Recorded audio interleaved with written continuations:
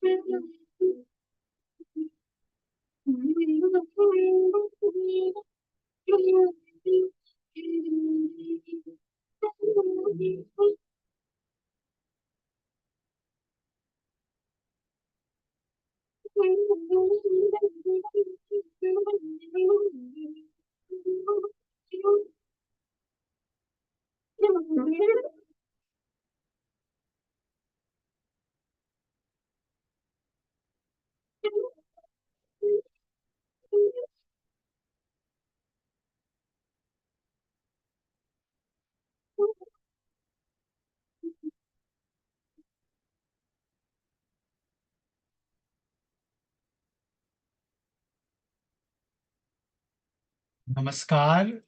Hello and welcome to this concluding day of the World Education Forum 2024. The journey which started off on 15th of January, Monday, and we have been witnessing a galaxy of eminent scholars, thinkers, and tinkerers of India's higher education space.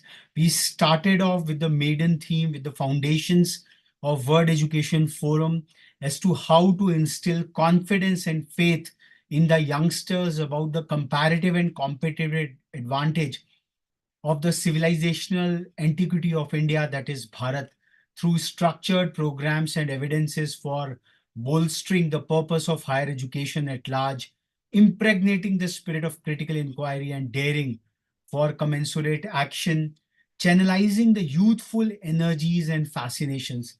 So, on this foundational session, we got the benediction of Professor S.S. Mantha, who emphasized upon the need and relevance of a value-centric education, especially on the forefront of higher education. He juxtaposed the Indic paradigm of apara vidya with para vidya, a complete set of it all. And M. Nageshwara Rao Garu brought about the very first principles of higher education, encompassing language, numeracy, and the vocationalization of education, which is so very important. He talked about the very critical purpose of the purpose and nature of higher education. That was his key quest, onto which he deliberated upon. And he had some of his, I would say, critical comments about NEP 2020 as well. Then we moved on the day of Fulcrum, where we received the thorough inputs from five luminaries, starting from Madam Glory Swarupa, who talked about as to how the higher techno-managerial education can be linked with the family businesses, with the family micro, small, and medium enterprises back home, with the larger unemployment looming large. The students who are armed with the futuristic frontiers of techno-managerial education can go back while their studies on the campuses. They can take their family enterprises as a case study, try to look into it as a kind of a case study, and then try to build on top of it with whatever most modern frontiers we have got.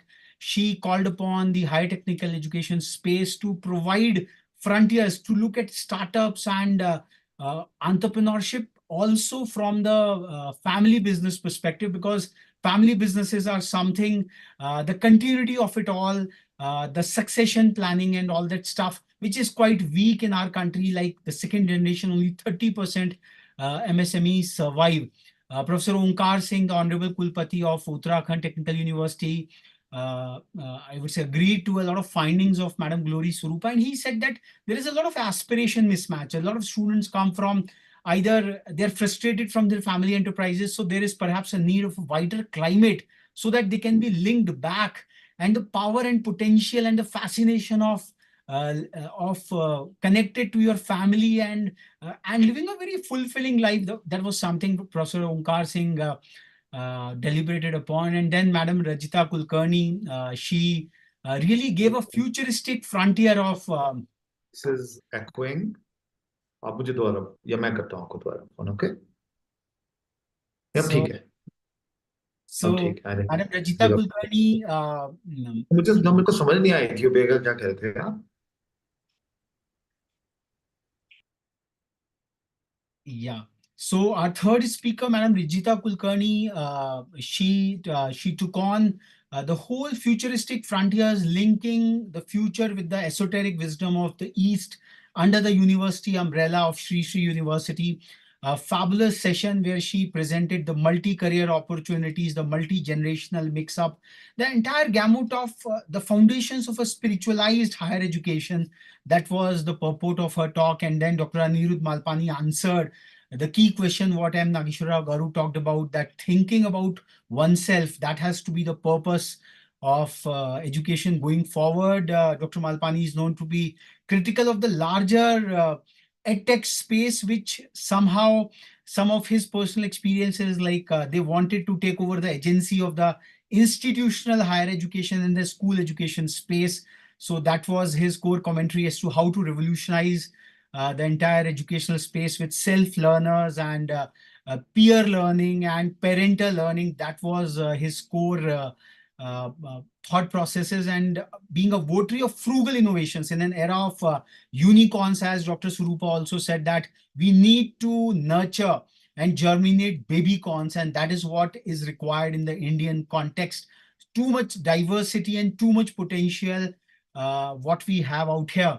And last but not least, Aurobindo Saxena ji talked about as to how to make higher techno-managerial education affordable and accessible in terms of flexibility as well, bringing in micro certifications, the need of it all, linking higher education with the economic needs, largely how we can empower the Vishwakarmas, how we can empower the ongoing professional need of upskilling and all that stuff.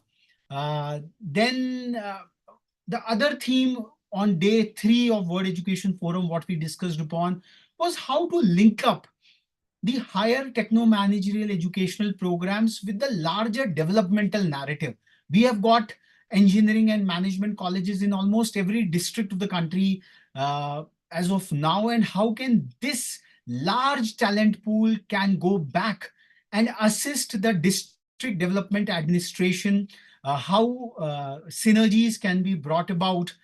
Madam Nirupama Soundararajan, who had the great privilege of working with the former Niti Aayog Vice Chairperson, Mr. Rajiv Kumar, she said that there is no technical challenge. There is nothing which stops it. It is just a conversation with the district authorities. A civil engineering department of any engineering college can really go and lend a helping hand.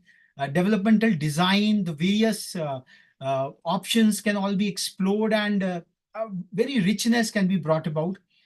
Then under the theme of localization, regionalization, and multilingualization, we got the benediction of Professor V.R. Desai from IIT Dharwad, and also Amitabh Nag Sahab of Bhashini. Mr. Nag talked about as to how artificial intelligence, the large language models, are helping at the bottom of the pyramid conversational multilingualism, which is so much needed in our own governmental programs, where people in their own language can interface through the vocal medium. They can give command to the system and then get advice from there. So that was the part of, because language is a window of culture and language, linguistic pride, and India's diversity all across. So that is also a core aspect, that no one developmental design can go down the district, and language plays a key role. So that was the conversation on day 3. The focus was around that. And yesterday, we had a very fabulous session as to how we can make our higher education programs interdisciplinary under multi-varsities, under multidisciplinary varsities. And we talked about 2 case studies. One was tourism as a kind of employment generational space. Madam Anuradha Goyal, the founder of InDetail, said that very little innovation has been seen perhaps in the space of tourism, but tourism being a very umbrella kind of a industry, and the geo-cultural locales can all project themselves. They can go global, riding on the power of tourism, and that's where the universities can look into tourism as they can become the brand ambassadors of their particular locale as well. For example, Banasthali Vishwavidyalaya, Banasthali University is a mascot of the town of Banasthali itself. So the universities who are coming forward, they can really become the brand mascots of it all. And in some way or the other, the students who are coming from that very cultural locale can look into tourism in one way or the other. Then we had a conversation about music as the dominant field, as to how music can be brought in. And Dr. A.T. Kishore, coming from IF background, he talked about how drones and other defense aspiration in the universities.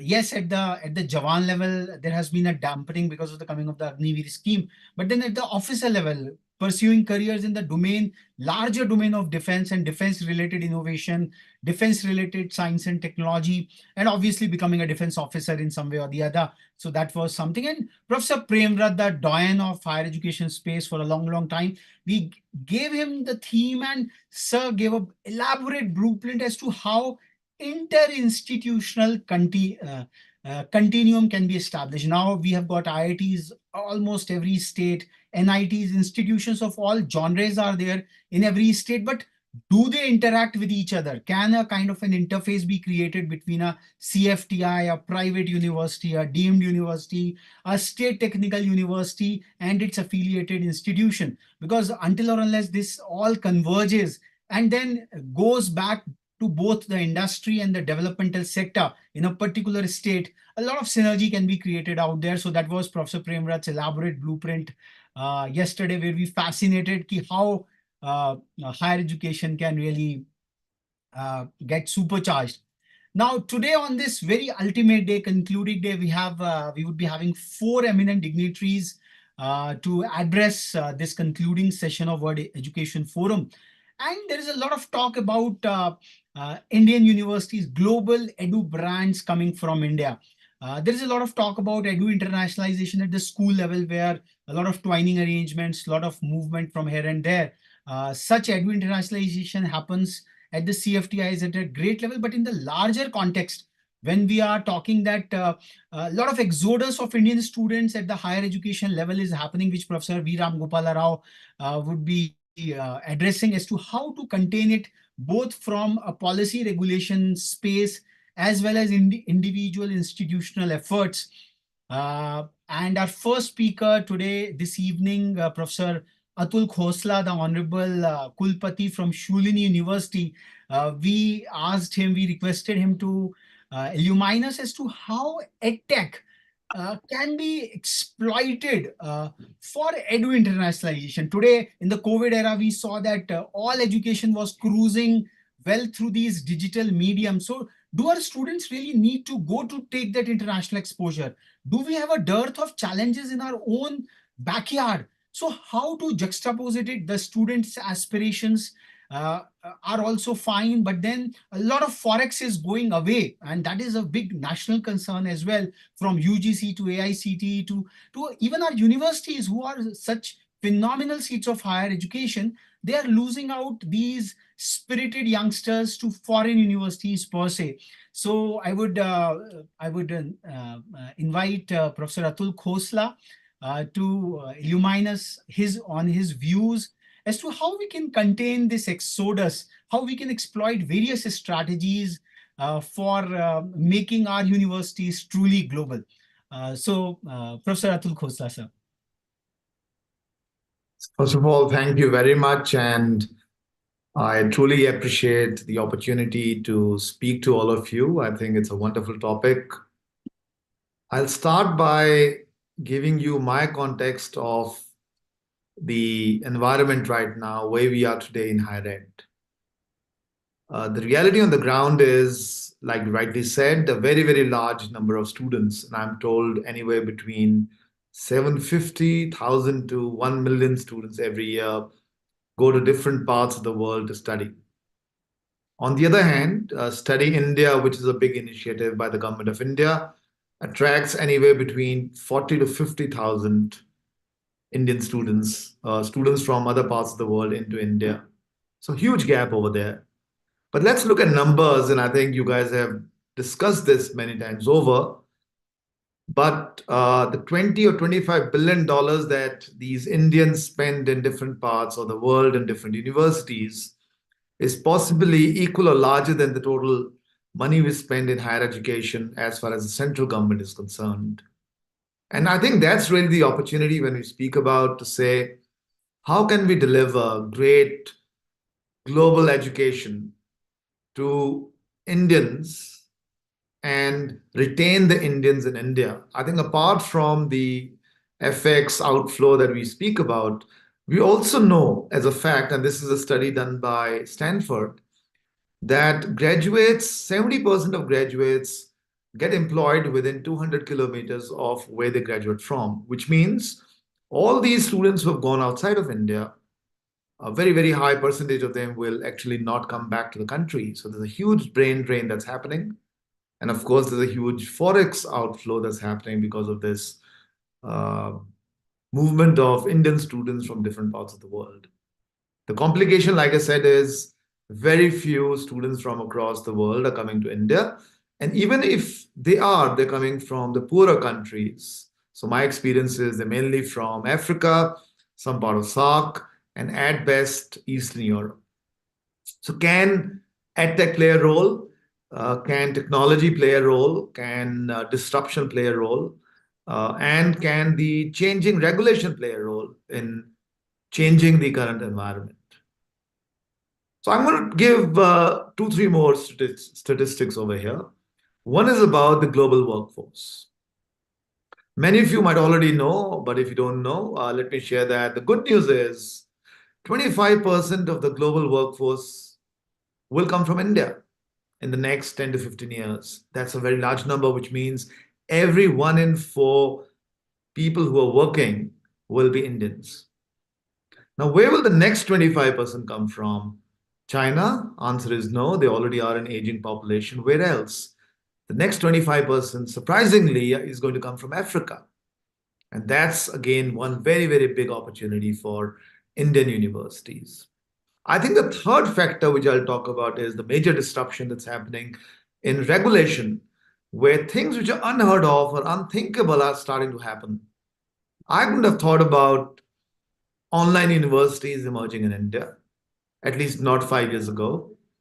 I could not have thought about joint ventures with global universities, helping them set up campuses in India. I couldn't have thought about, for example, dual degrees or joint degrees with the best global universities. While the IITs might have been doing that, I think increasingly regulation is allowing the large number of Indian universities to play in that particular zone.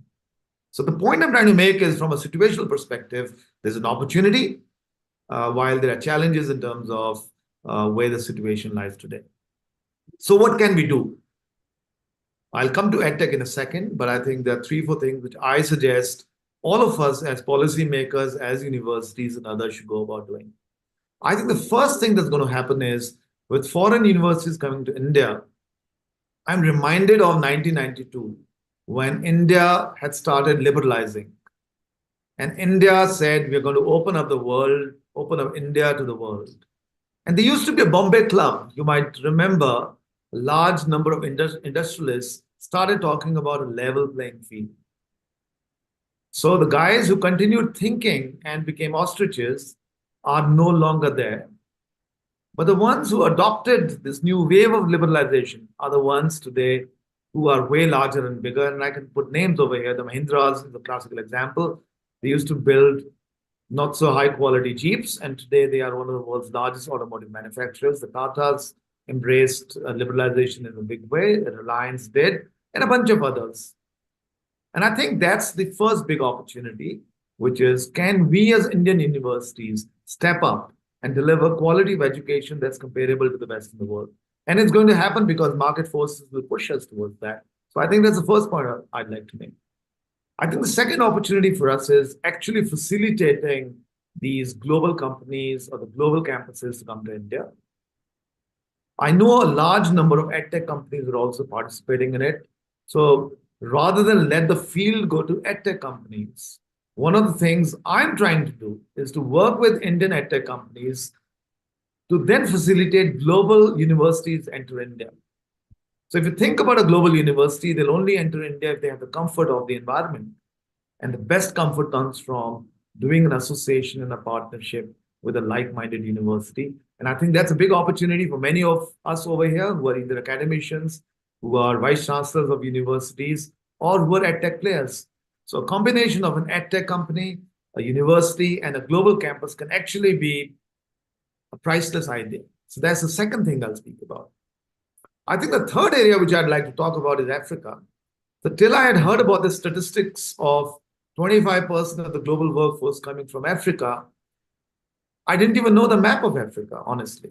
I knew there's somewhere Kenya in there, I knew there's South Africa, but if you told me can you lay out the map of Africa? I would have said, I'm sorry. So I started, I would say, unpeeling the onion as far as Africa is concerned. And I think there's an opportunity for Indians or Indian universities leveraging technology to build bases in Africa, like the Australians are looking at India with Deakin and Wollongong and many others in the pipeline. So that's, I would say, is the third opportunity. Can we as Indian universities put our flag in different parts of the world? And clearly the regulation is pushing us towards that. IIT Zanzibar is also already up and running.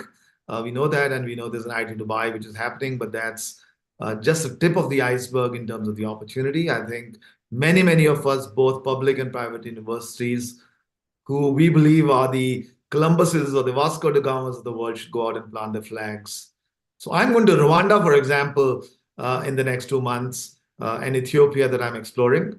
Who knows where that's going to go? Now, all of that is going to happen. All of this is going to happen with technology playing a big role. So what can technology do? I think technology can do 3 things. And please, someone just tell me about time, because this is a topic which I'm so passionate about. I can speak for hours. So the first thing is sizably enhancing our existing capabilities, the way we run the university. I'm going to make a very strong statement over here, and please excuse me if there are a bunch of academicians who don't like my statement. Universities in the world are probably the worst users of capital. They're amongst the most inefficient organizations that I've seen. And I've been and worked in different organizations. I used to be a consultant, worked very closely in financial services, manufacturing, etc. And the reason is very simple. Any industry that is highly regulated and any industry that doesn't have any cost pressure on it, because it passes the cost pressure to the customers, which is the case in education.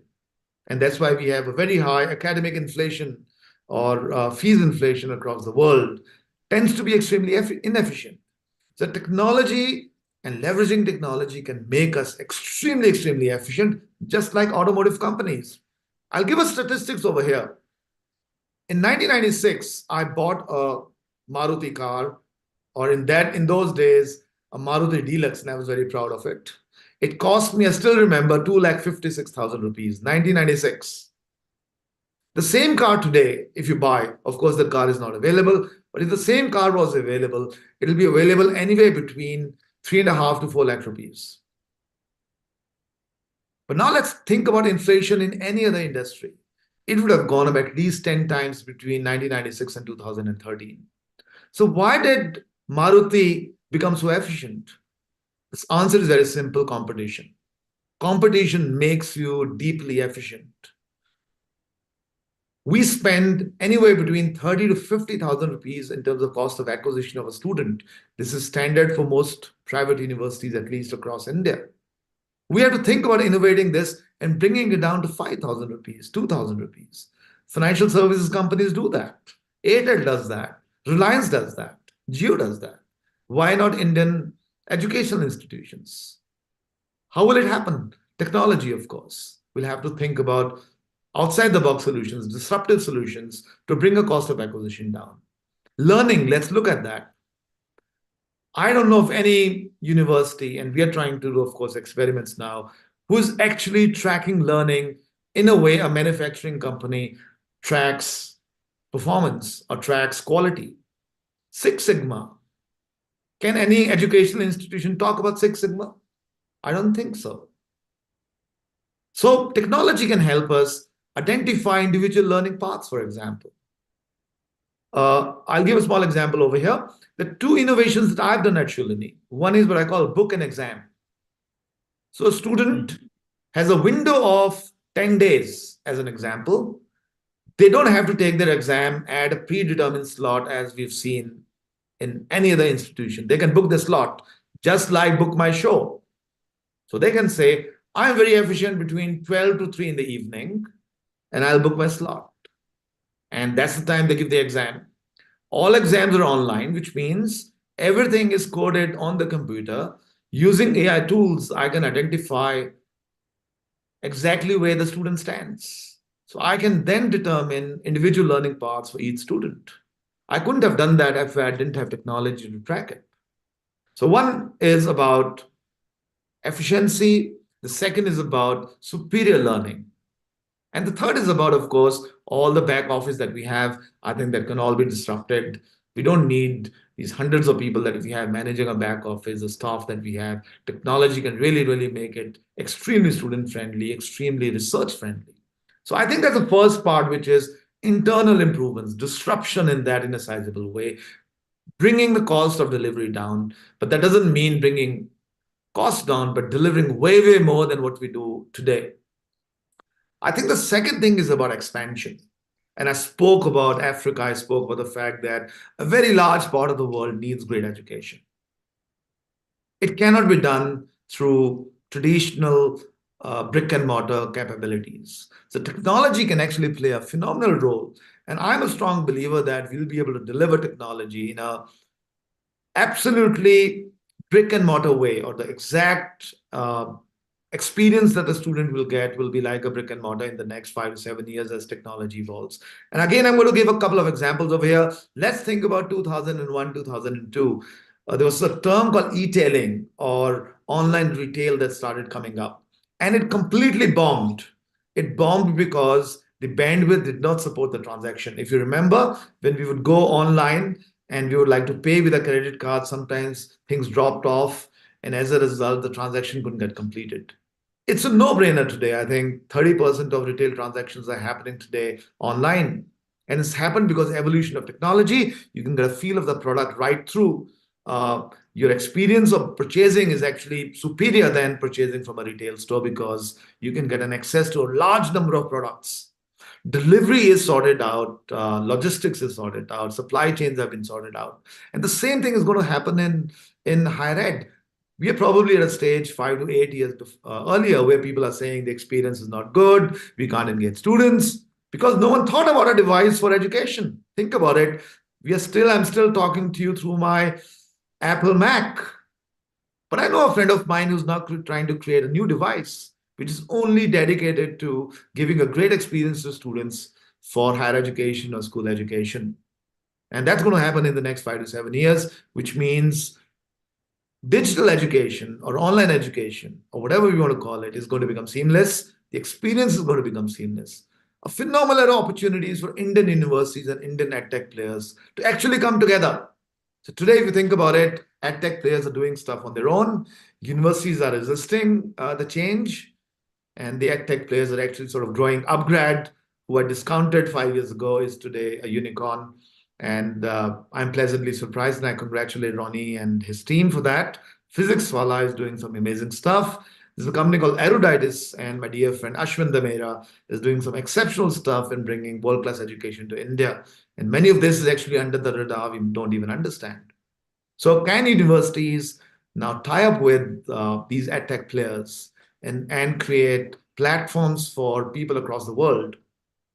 And what can we do, and why India? Again, I'll give an anecdote over here. We are building an online university, and we are trying to deliver an online degree at 15,000 rupees a year. It's a path-breaking thought. It's a disruptive thought. We're talking about touching 1 million students in the next 3 years. If you got funding from a private equity player,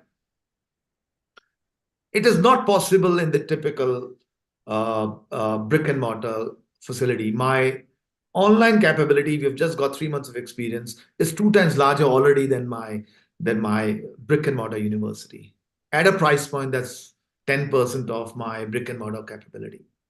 So we can build scale, which global universities don't understand. We understand scale. We understand Jio has done that, right? Who could have thought about it? We understand efficiency in operations. We understand low cost. We understand how to give customer satisfaction to masses. And that's the opportunity that we have as universities. Let's start with Africa. From Africa, we can go to different parts of the world. Middle East is a big opportunity from expanding a footprint. I think the caution I'm going to make over here is that unlike brick and mortar, in anything related to digital, the winner takes all. So they're not going to be 1,200 universities delivering 1,200 online propositions. They're probably going to be 4, 5, 6 universities or edtech players delivering and consolidating and delivering scale. It could be Shulini, it could be BITS Pilani, it could be a consortium of IITs, it could be an edtech player. The jury is out, and I think the next 3 to 5 years will determine who this player is going to be, or range of players is going to be. Even if someone is a leader today, the thing is very, very small. The change is yet to happen. So if you're a laggard in the game, you still think that, not started. I would say if this opportunity excites you, start building the proposition. The opportunity is not even started as we speak. It's going to be in millions, not in thousands. So that's the second thing, which is expansion. Of course, within India, we're talking about a 50% gross enrollment ratio as far as the NEP is concerned. Again, technology is going to play a big role. The challenge, like I said, is customer experience, student experience, learning experience, and how can we make sure that students are actually learning and we can deliver skills leveraging technology. I think the last area which I had hinted towards is a bit of disruption. Technology can fundamentally help us disrupt the value chain. So I spoke about learning, but let me talk about research for it as an example over here. Shulini is very, very proud that we are amongst the leading research institutions in India, in Asia, and in the world. I'll throw some statistics. In citations per publication, we are number 1 in India. We are 9th in Asia and 39th in the world. We're ahead of the usual suspects, the big ISC Bangalore's and the IITs. So how did Shulini do it? Why should Shulini be a natural player for research? We don't have any money. We're a small private university. So how can we be head of the IITs or the ISCs who have an unlimited source of money or capital? The answer was leveraging networking, leveraging technology. So if you think about the value chain of research, for example, it starts with starting a hypothesis, determining the experiment, conducting the experiment, doing the data analysis, and finally writing a patent, filing a patent, or a research publication. That's the value chain. The most expensive part of this is actually doing the experiment, which has to go through some very complex instrumentation. In the classical sense, that experimental machine or that lab would sit inside the institution. Through networking, you can actually do everything in the value chain and not do the experiment, through which you can do with a partner. For example, I can partner with Stanford. They've got all the capacity, the equipment, they do the experiment, they send the data back, we do the analysis, and suddenly we've got great research emerging. And this can be done in pretty much everything. Today, wet labs are passé. Everything is done on standard modeling, modern tools, right? So you can pass data, the analysis can happen, and that can happen in places as remote as Shulini. We're in the mountains of Himachal. We don't need to be in Paris to do or in Switzerland to go out and do a big experiment related to atomic physics. We can actually do it sitting over here, connected through technology, connected through networking, and of course, through partnerships that we have. So I think about disrupting the value chain in learning, in research, in commercializations. I was at Niti Aayog, for example, yesterday, and we were talking about how can technology disrupt commercialization or creating innovators and incubators. So incubators, again, don't have to be physical. Who said that incubators have to be physical? If work from home is happening everywhere in the world, you can create virtual incubators, for example. The value is in intangibles, not intangibles. So the point I wanted to make is 3 things. The technology will play a role, which is related to EdTech. I know I went a little beyond that. It's internal processes, efficiency. It's about expansion. And the third is about disruption, which is challenge every part of your value chain, challenge every process, leverage technology to disrupt it, leverage artificial intelligence to disrupt it, adopt technology, don't push it away. Whether we like it or not, ChatGPT, generative AI is there to stay. We have to adopt it and we have to be the leader in it. So that's the opportunity for us. What is the biggest challenge for us? 15 years ago, even 10 years ago, the best and the cutting edge research in the world was happening in universities across the world. Most innovations came from universities across the world, need not be India. And I think that's the biggest challenge. Corporates are leading technological change and disruption today, and universities are behind them. We teach stuff which is probably one generation already old, 6 months old. We are not ahead of industry. And I think that's going to be the biggest challenge for us in terms of learning. How do we ensure that we are ahead of industry in terms of the research that we do, and also the learning that we do in terms of what we deliver to students? I cannot be teaching iOS 16 because that's what my board of studies approved, let's say 6 months back, and Apple has already introduced iOS 17. We have to be, in fact, ahead, collaborating with Apple where they already have got a version of iOS 20. I don't think that's really happening. Our faculty is not on the cutting edge. And I think that's the opportunity for us. And if we don't do it, there'll be other players like EdTech players who will come in, they will do the disruption, and they will make the changes happen. So my request to all of you will be adopt technology, disrupt holy cows, challenge the status quo, make the change happen. And if you all do that, the opportunity for India and Indians is mind-blowing. I think it's not just a $40 trillion economy that our Prime Minister talks about. We can be a $100 trillion economy. All we have to do is unlock the capacity and the learning of the large number of people who sit in India today, make them leaders, make them entrepreneurs, make them professionals who are the best in the field, and India will be the great country that we think it should be. So thank you very much. If there are any questions, I'll be more than happy to answer.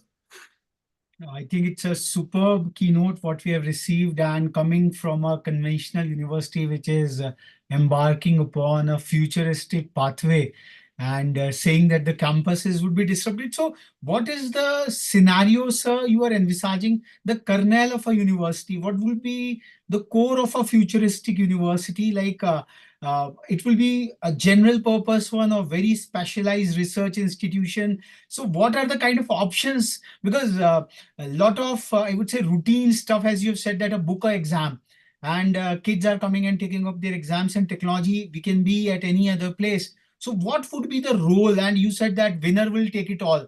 So the that competitive advantage or the comparative designs, where you see that futuristic design, like disruption is fine, but Yeah, I mean, the jury is out, and I'm a too small a player to talk about it. But I have 3, 4 hypotheses. The first is we will not have big fat universities. Big fat universities were what we have seen.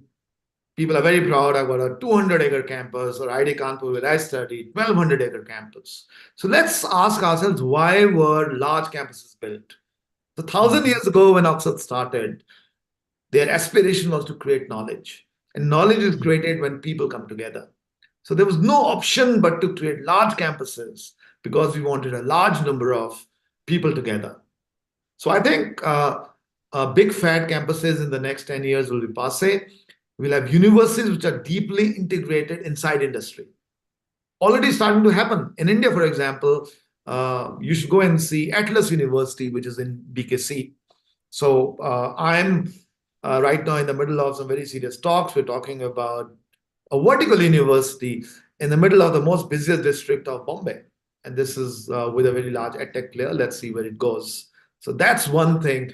No flat university, but a large hub and spoke. So a university doesn't have to be one large campus, but there could be spokes across the country, hopefully over time across the world, smaller campuses, all connected with each other using technology. So I think there's a first physical change which I can see happening.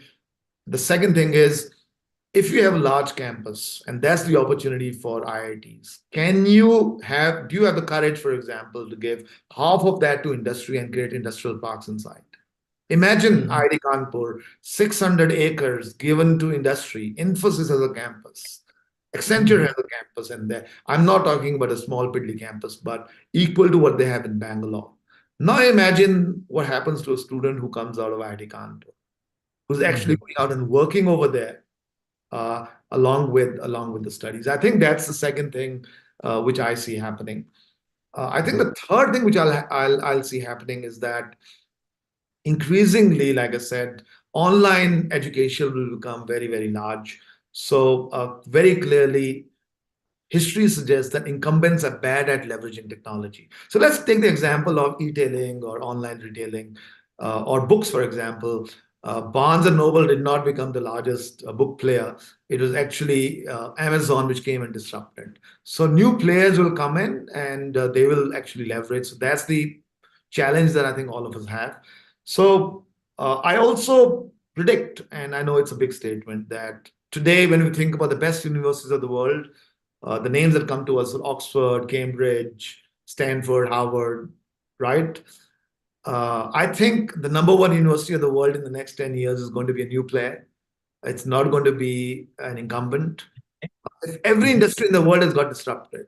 I mean, think about it. 20 years ago, IBM, or 30 years ago, IBM was we used to call it the big blue, right?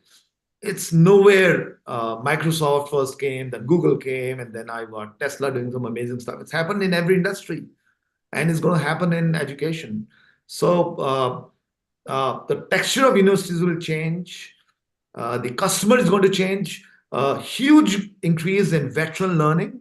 So people retire at 58, for example, or 60. They're still very young as a productive workforce. Retraining, reskilling them, changing their purpose in life will be very, very big. So the customers will change. The complexion of universities will change. Technology will be deeply integrated. And hopefully we'll call ourselves technology institutions rather than higher learning institutions. I think a phenomenal vision has been given out by Professor Atul Khosla, sir, and the coming of the industry within the campuses is kind of a possibility to use that elaborate real estate. What we used to take pride in, ours is the largest campus or the second largest campus, making a differential use of that campus and leveraging technology for further exponentiating the educational outcomes. As sir said, that using AI for chalking out a personalized learning pathway, that is so very important rather than box kind of a learning out there. Thank you so much, Professor Khosla. We have now with us Professor Kuldeep Kumar Raina, and the theme onto which we have requested him to speak on this evening is how to maintain a vibrant connect with the research and development establishment of the country, say from DRDO to CSIR to ISRO to DBT to say NPCI. Professor Khosla has talked a lot about corporates coming onto the campuses, but what we are talking about is the sovereign R&D establishments, the vast, elaborate swathes of these R&D institutions, and how they can connect back deeper into the academic disciplines and subjects with the challenges confronting the collective national mind at large. Yes, it's an era of globalization, but then if India, at the end of the day, it's a zero-sum game. If we are not Atmanirbhar in some of the critical technologies, we would have to import in some way or the other. So that tug of war, the sovereign nation state issues would perhaps remain, and there is no one better equipped than Professor K.K. Raina sir to illumine us as to how universities can take this large R&D establishment deeper, a very proactive relationship into the university ecosystem.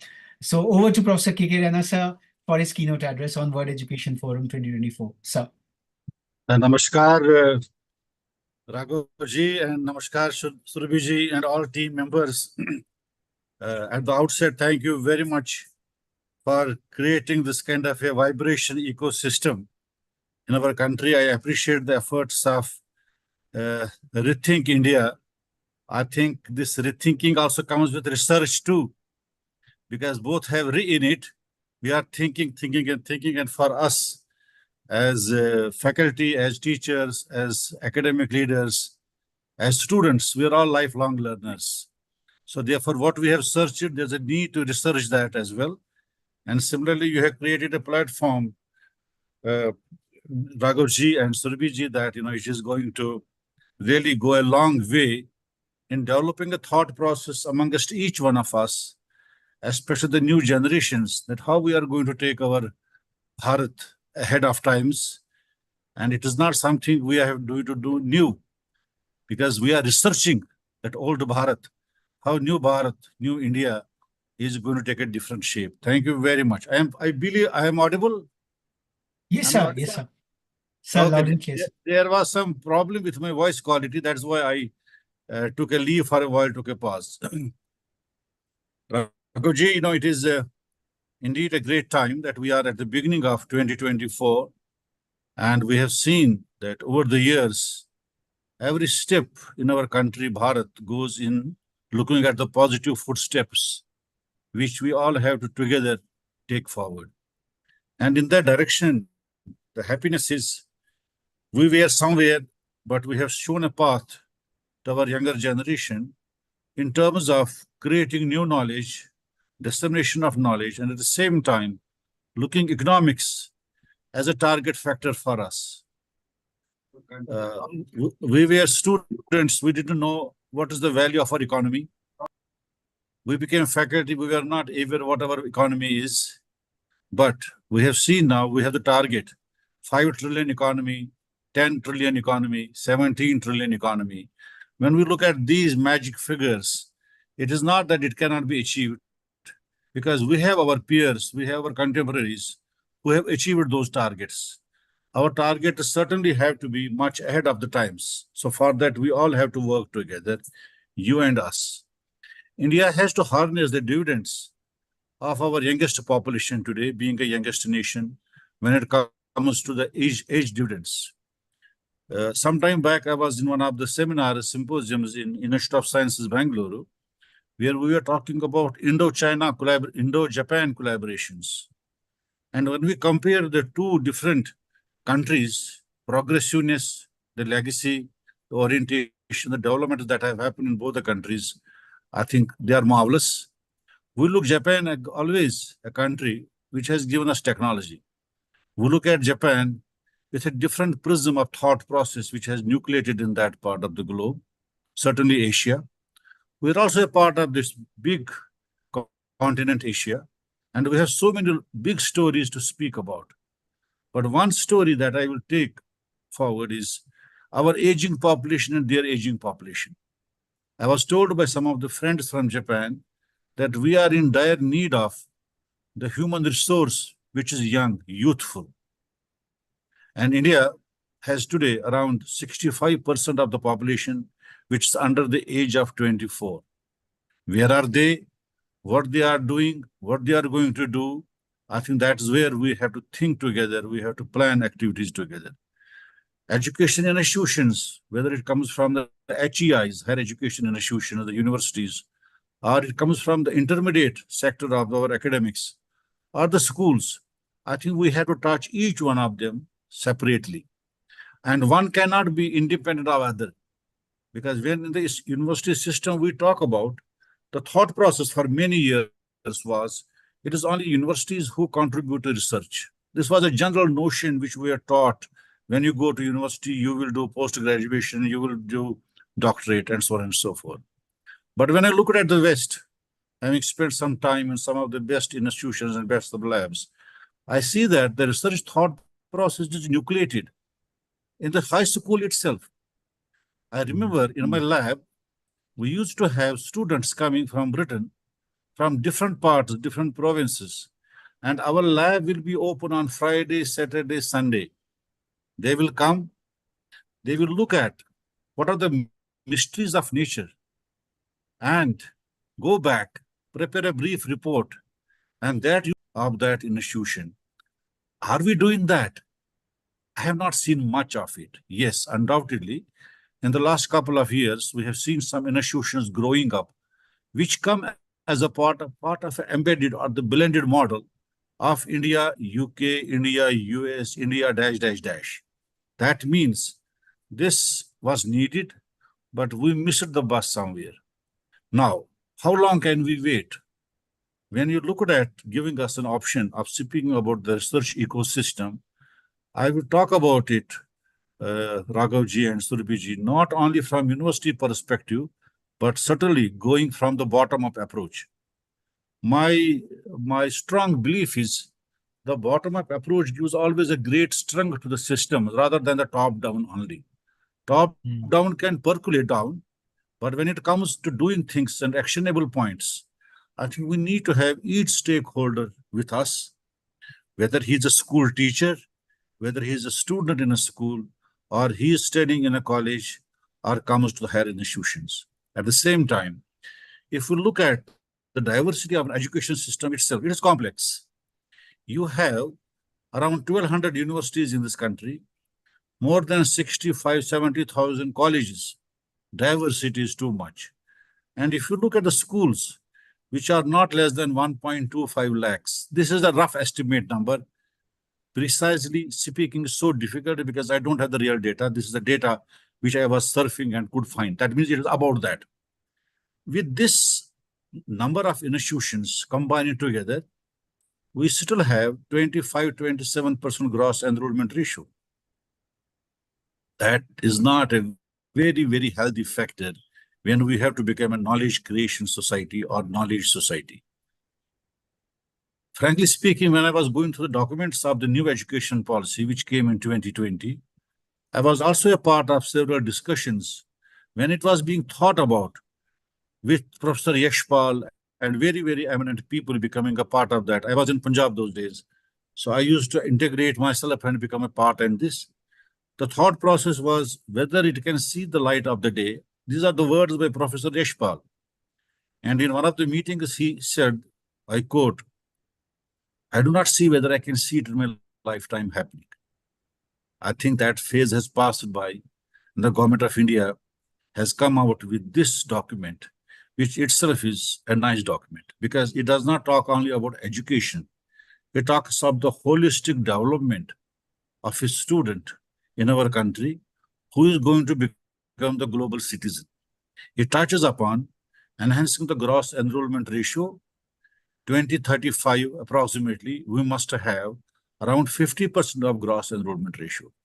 Is it only going to be the classroom teaching, or it is going to be appearing in the examination, getting the degrees? I personally feel it has to go much beyond that, one. Number two, if you look at what we have done in the past, we have succeeded in developing some resources in certain key sectors. IT sector has been one of them. And we also laid the footprints of our research in space, in nuclear technology to some extent, in health sciences, but much more is expected. And third point is how much knowledge, how much learning is with the certificate that we as the universities or institutions had learning give to the student. What is the mention? Is grade card the sufficient thing to say that I have qualified? I am a 10 CGPA holder, I am a 7 CGPA holder. He did make a mention. Everyone signs that very, very important holistic document. But you know, I know, there has to be much more. Because outcome-based model of education, we try to adopt, but probably we failed somewhere in looking at the arithmetics of it and making it happen a reality. So degrees are there, student is there, university is there, but job is not there, which makes us to rethink that what changes, what transformative processes we need to put in our learning mechanisms, where if today I have only around 20% employment rate for the graduating students, we're from to get 80% jobs. We did a couple of exercises in Ramaiah University of Applied Sciences. I'm sure both you as well as Surbhi knows that we have a long legacy, a history of creating and fostering new knowledge in the systems, which is cross-disciplinary in orientation. Research certainly is important, but before that, how we can motivate people to go the research side. So what we have done in our institution is create a curriculum which is in collaboration with the best at the same time from the grassroots workers. We have a campus, technology campus in Peenya, which is surrounded by around 8,000 industries, not a small number. And when I speak to them, what are their requirements? It is enormous. So the notion that we have created, I vote for it, I'm sure I'm speaking with confidence, Raghavji, is that they say we don't get the talented people. We need people, but where is it? Yeah. That's one aspect of it. It may be small and medium scale industries, but we are also surrounded by, in Bangalore, IT, the best brands that you can expect in the best global communities. You have their offices in Bangalore or in Gurgaon. That means when we look at the assessment, need assessment, research becomes one of the most important parameters out of it. And research does not mean you have to publish a highly cited index paper or its H index should be higher. It means, do you have appetite, aptitude to think beyond the classroom as well? That somehow is missing in some parts, but we need to do a couple of remedial measures to see that we are there. We cannot wait anymore. I think it is the right time today. We are at the beginning of 2024. Let us see next 2 years, next 4 years, in the phase manner, how many are adopting to such type of culture? How it can be done? My experience, I come from a education system, went into further research, tried to think my ideas in a different way, and wrote certain couple of research papers.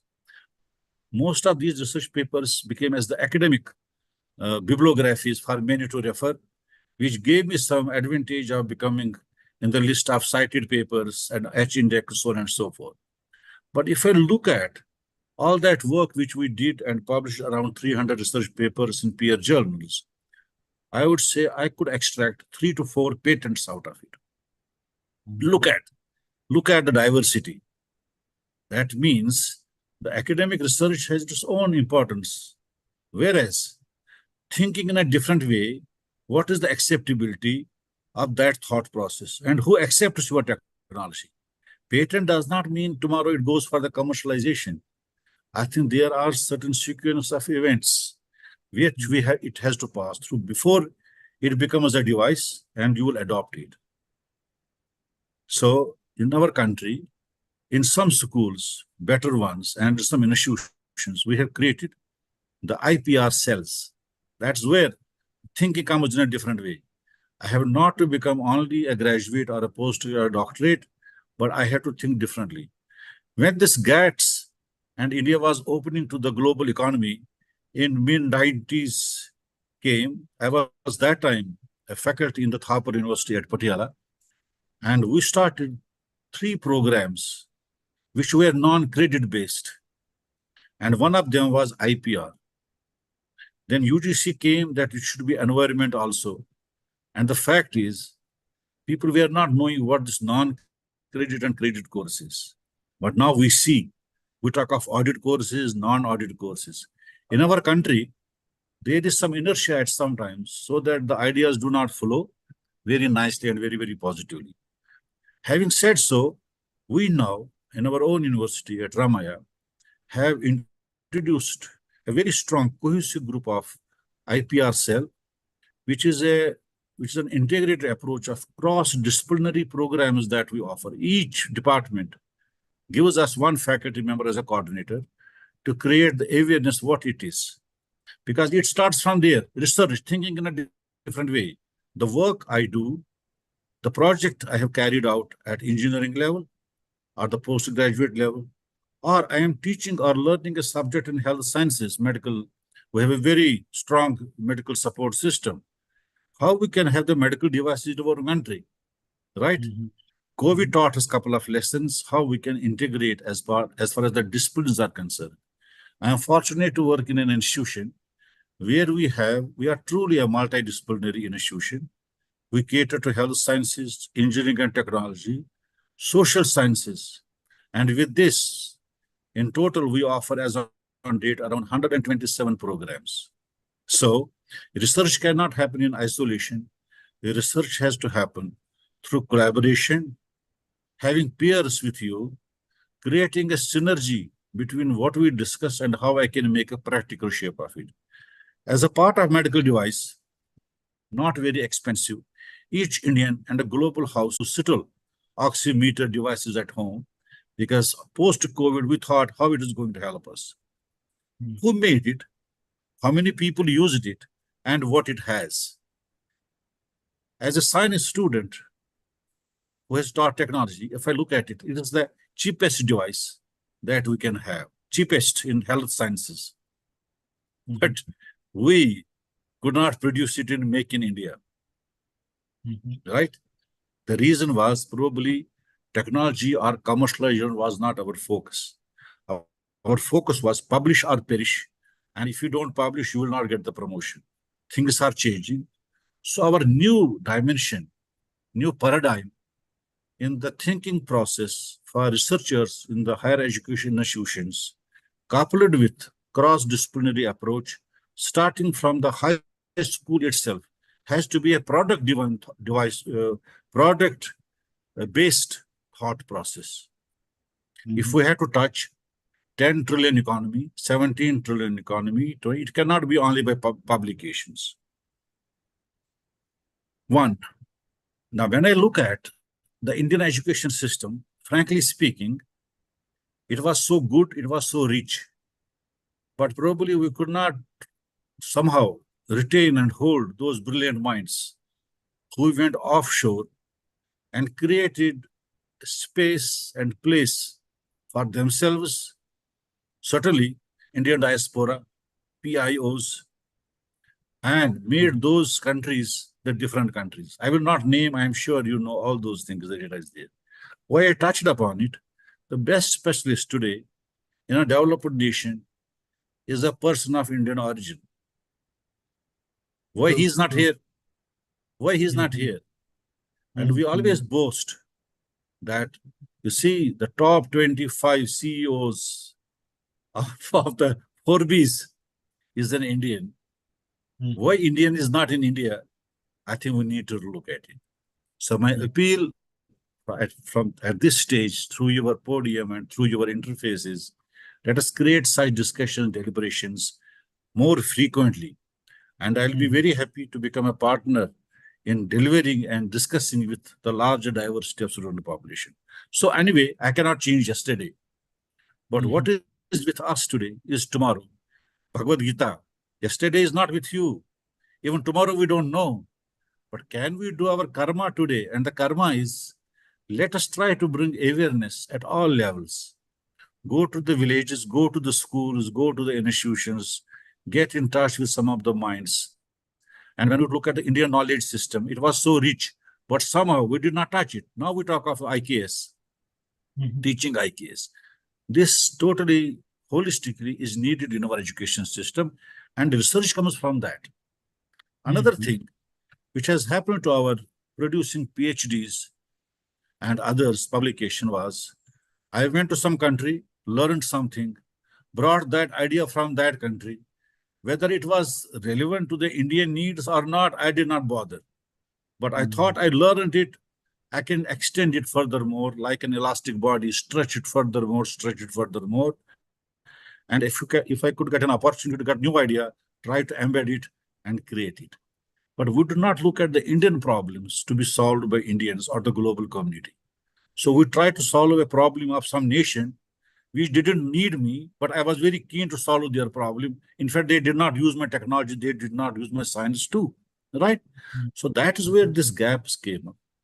We as a nation should look at what are the national problems which we need to solve as the priority. If water is my problem, water everywhere, no water to drink, I think that has to become the thrust area for our research. You know, putting all our resources, the best of the minds, the best of technologies in place. Raghavji, you know, 10 years back, when we used to travel on the roads, there used to be a bumper problem, there used to be the puncture problem, there used to be so many problems. Why I quoted this as an anecdote is because we made roads as a priority thrust area for infrastructure. And today I can drive on those roads not less than 100 kilometers per hour. That means there was a determination for us and we made it. Similarly, in the area of innovation, science and technology, Stand Up Bharat, Make in Bharat, I think that should be our hallmark for futuristic. And it can happen if we go to the schools, bring those young minds with us. People may agree or not with me. The best brain still is in the rural India today. Best of the brains. We need to fertilize that furthermore. create a kind of awareness, a spark in their minds.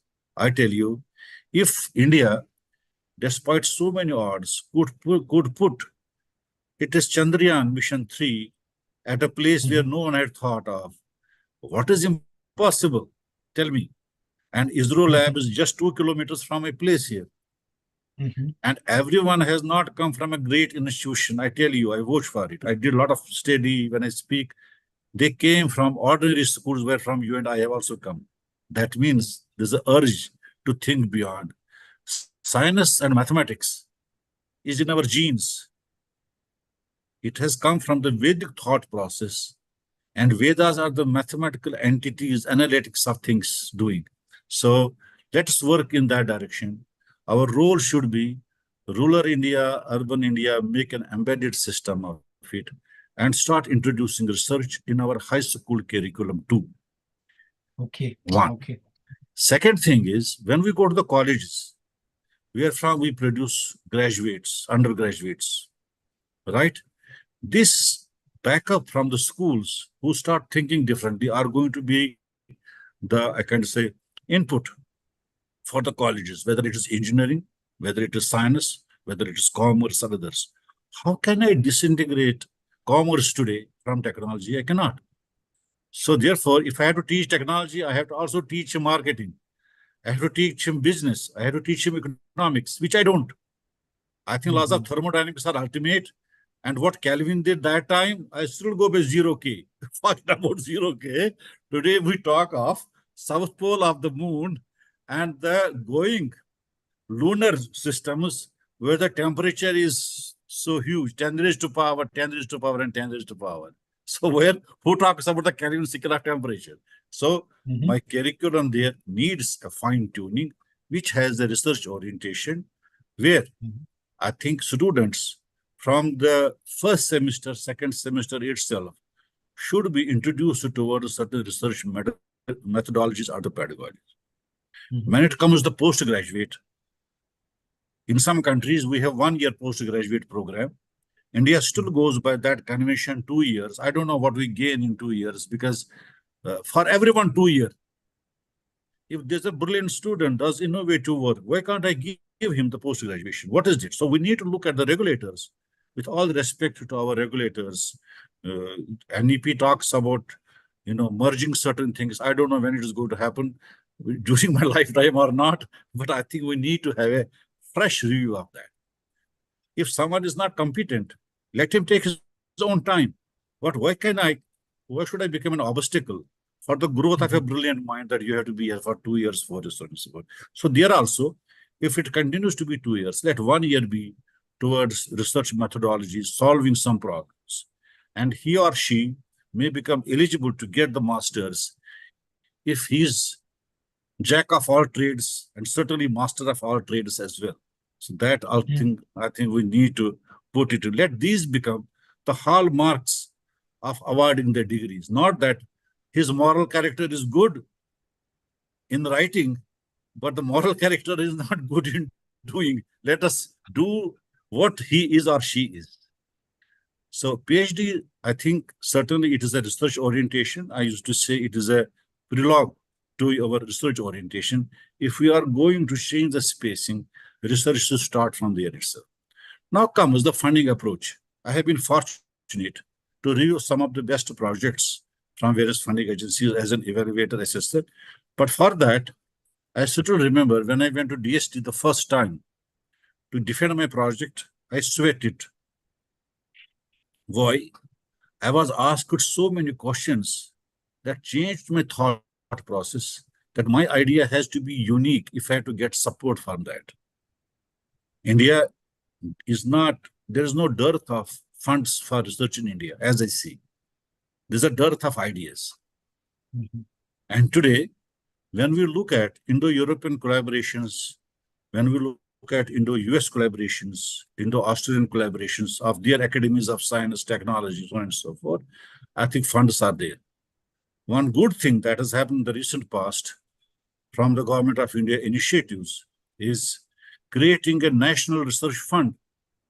And the magnitude is so huge, where we need to see that the right person gets the right project to execute. Not that my color, my caste, my creed, my region, it should be irrespective of that, because performance has to become the core of deliverability. 2 months back, I attended a meeting in Niti Aayog, under the chairmanship of very esteemed Dr. Saraswati, where they wanted to seek the inputs from the universities, how we are going to create the education ecosystem, research university, who can integrate it. Despite with many discussions, I gave, sir, we should not have some bias towards certain institutions. If I work in a corporate university system or a private university system, I think I am also contributing to the knowledge base of the nation, like centrally funded institutions are also contributing. Probably I produce more manpower to meet the needs and the manpower, the human resource created by these high-end institutions, whether they will work here or not, I'm not sure. But I know 90% people from the corporate private systems work in this country. So I think we need to have that. And the resources of government, which go into greater institutions, only 2% students use that. And 90% use only 2%, 98% use only 2% resources. You may ask me what kind of arithmetic is this? Who wrote this arithmetic? Who wrote this mathematical equation? It is written by me because about 25 lakh students appearing for JEE, and you are looking for 2,000 students. And out of 2,000 students, the preference of the branches is only limited.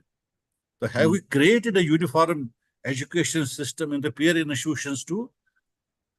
I think we need to look at that. Whereas, how much support system from the national resources go to the private higher education institutions, where my priority is not the top 20 or top 200 or top 10,000 of the 25 lakh people. My priority is education for all there as well, isn't it? So if I look at this mathematical equation, this is a rough estimate, 2%, 98%, I think we need to look at it. So here I would like to say, out of this 50,000 crore rupees grant that we have unmarked for National Research Foundation, we should do just invite the proposals, let there be a competition, and let it go to the best person, irrespective of where from he or she has come, because that is going to enhance inclusive competition. And this money comes from the taxpayers' money. What back we are going to give to the taxpayer in this country in the form of innovation. When it comes to looking at the research PhD degrees, what we have done in our own universities, we try to look at the entrepreneurial problems with a cross-disciplinary solution for them. So the new research methodologies that we have started adopting here is look at the real life problem and who can solve this problem with maybe the health science approach, maybe engineering and technology, maybe social sciences, maybe data science, what kind of algorithms we need. So we try to have a combination of the advisors as well as the students. I'm sure that it is going to have a profound impact on looking at the futurist research problems that are going to come after a couple of years in our country. One more thing where we need to contribute a bit, where we also have a responsibility, is the affordability of education for PhD and the research. We should not pinch a student who cannot afford a normal education and ask him, you have to get money for the projects too. I think the university should sponsor the ideas and give them a platform to present that at national and international fora. I was fortunate to teach certain students who have done really very, very good, whether it was from the IES or the technology. They were awarded and rewarded for a simplest idea. Even one of my students got awarded by People's President, Dr. APJ Kalam, for creating a mosquito repellent, not using that what we do at home, that bati. No, it's creating a sound system, right? Sonic system. If you put your computer on, you are generating a sound. So it is going to. Can we create certain things? Oximeters are gone. But what is going to be the next now? If I do not think for next 50 years, probably I'll be taken to task on someday when government declares it is going to be locked down. So can we be futuristic in exploring what is going to be the newer things? For that, we need to have a strong hold on our data, which is available, but what to do with data and how to get the data is the biggest challenge to each one of us. Each one of us. How secure is that data? Who is using that data? Because we are still dependent on certain countries who will give us the technology to protect data. I think we need to think about it as an inclusive process, as our own technologists. Come on, this is it. For that, we need to invest, we need to get best of the minds. And when we have to make people aware about it, its ramifications, I think we should be very, very vocal in that case. Whether it is Defense Research and Development Organization, whether it's SCRB, whether it's UGC, whether it's ICMR, whether it's DBT, they have funds. And I am also a member of several committees in Program Advisory Board where we evaluate projects, we assess projects and give them. Today, it has become a criteria for promotion in the institution. If we have a project, you will go to the next scale, you will go to the next slab. That is very, very important. Performance is coming. But you should also have a weightage at the national level, which we try to make possible, but some more things are required there. And as an initiative from our side, every year we constituted 70 fellowships in Ramaiah today. Every year, it includes 40 GRFs, 20 SRFs, and 10 postdocs. It is given on the basis of merit, and every year it will go on, add on. And this fellowship will be for a minimum period of 3 years to start with, so that this student who aspires to innovate, think differently, become a research scholar, tomorrow should not be on the roadside, I have nothing to eat. He also needs some pocket money, right? So it is to support that. So this is the initiative that we have taken in Ramaiah. We are getting benefited by it. And if I look at how it is getting translated into the creativity, enrichment of the thought process, today I have more than 300 students in a short span of time as our research scholars here. My citations have grown more than 25,000. My H index in the short period has gone to around 52, so on and so forth. And with this idea, we have succeeded in attracting the sponsored research funding from the Government of India, from various bodies. And for that, we created the mechanism of seed money grant. And as an institution, last year, we gave around 3 crore rupees to our faculty members to initiate research as a seed money. So that this idea, the fresh minds who come and join us, they have to nucleate it here to create a lab infrastructure, create a lab environment, create a synergy, go to some places. Today, there is no need to go from one library to another library. When I was in Punjab and Professor Nigam was our director, I used to tell him, sir, I want to go to IIT Delhi library because my library was not that rich. Today, the library, the best library is in our palm top, your e-library, right? True. But there's a need to deliberate discuss. So platforms like Zoom, platforms like Teams have helped us to get connected globally with the peers and best of the minds. Even I think in the last few years, we have tried to sign MOUs, not only us, but across the nations, MOUs, which were virtual MOUs, signing is done. I think I could see a couple of pictures on social media. I did this, I did this. So if that is the pace at which we are moving forward, I think to make it really, in a reality, Atmanirbhar Bharat, I think no one is going to stop us because there is a commitment from each one of us. At the same time, I am more concerned about training the trainers, the faculty members. One of the big challenges which we face, Raghavji, in our own institutions and many across, it is not only I, it is we. Is my teacher today capable of teaching the next generation students? I think that is it. I always give, my teachers were best, and they were best to teach what I needed. But what is the need and the requirement of the tomorrow's student is going to be much different than the need which I had in 70s and 80s. And when I go to 2047, Amrit Kal and making Bharat really developed nation, how many teachers I need, what should be their profile, vitae, is degree sufficient or there is something more needed in it? Where to do the Atma Manthan for all that, where to introspect, where to look at. I think that I feel is also a need of the hour. That itself is a research.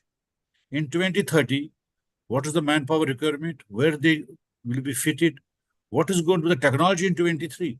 Chat GPT was not there in 2017. It was not there in 18. Had they been in COVID, probably would have solved many problems. It was not there. It came as a blue moon. How? This. And today, we are in a position to do some undoable things using this. Good, bad, whatever it is. But it is on the doorsteps. I learned computers using BASIC. Today, no one talks about BASIC. Photon, what is that? It is obsolete, isn't it? Today, I think we start with Python. So now, what is going to be the next to that in next 2 years, 5 years? So scaling that and making it possible for the students, not only in the urban India, in rural India, is going to be the priority. As a teacher, as a well-wisher, I think these are all the points where we need.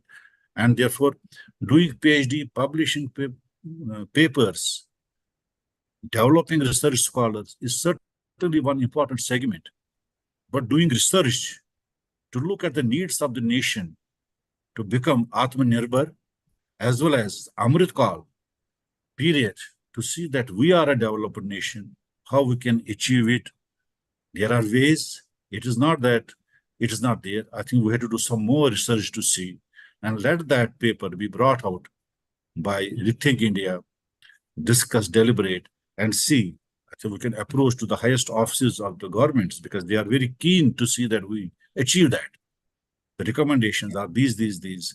If some of them are addressed immediately, sometimes in phased manner, depending upon the resources, depending on what we need, that is requirement.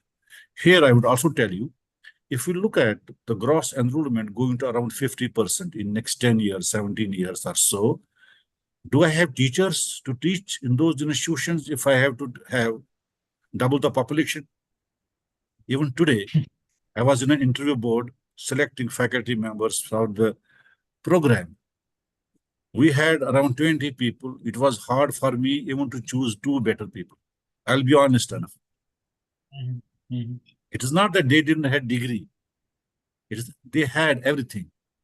But I have different expectations.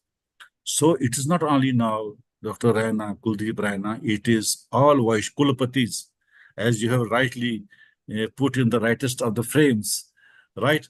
All Kulapatis have this concentration, all principals have this, all directors of the premier institutions have this thing. Because where are they going? Now, what needs to be done? Attract, to retain, make them the part of this integrated system is priority. What we thought of to create it, I was saying that around 70 fellowships, which may change soon. We are going to enhance this number too. We are giving them around 8 to 10 hours of teaching load per week, right? For a person to come from a classroom and go to become a lecturer, assistant professor is not easy. In the Scandinavian countries, you need to spend 5 years to learn how to teach. But here, you don't need 5 hours to know how to teach. That's why we are different. So therefore, we are giving them 3 years time period to become as research scholars, but you take 8 to 10 hours per week, means 2 hours. It is not a classroom teaching. We are associating them in problem solving tutorials. We are associating them in the lab instructions, along with the teachers as well as the lab instructors. He knows what it is. Jahan wo vanchit tha, he could not do that. Can he explore?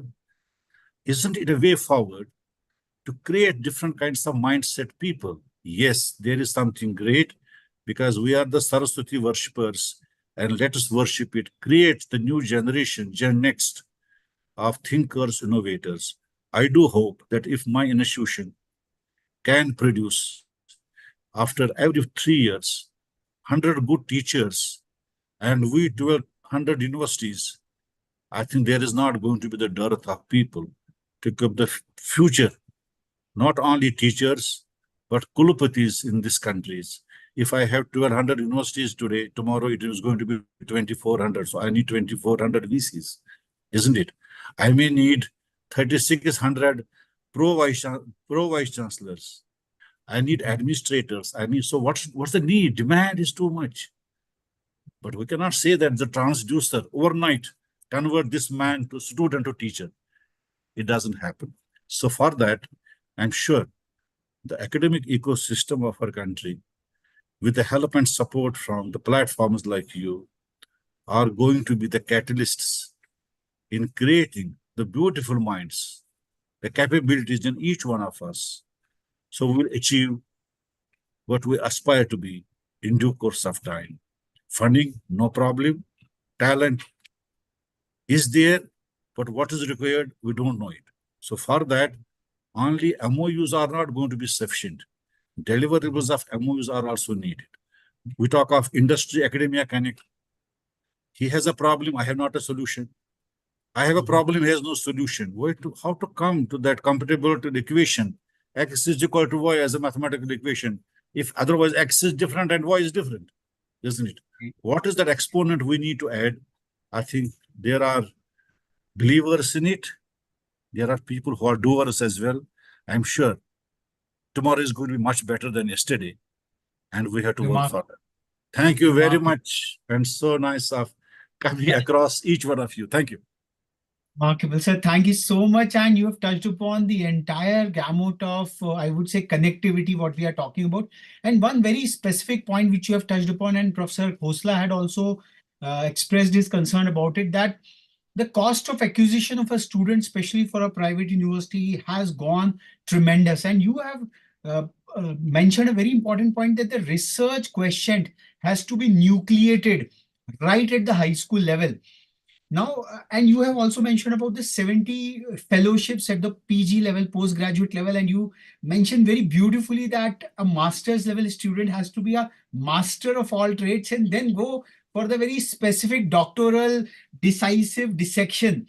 And I would like to welcome, before I ask my question, Professor Richa Chopra, Honorable Core Faculty at the Center for Excellence of Indian Knowledge Systems. You mentioned about the Indian knowledge systems, the paradigm shift which we need in our teaching, learning pedagogies, our Shodh Karya. Professor Richa Chopra is someone who is deeply into that domain over there.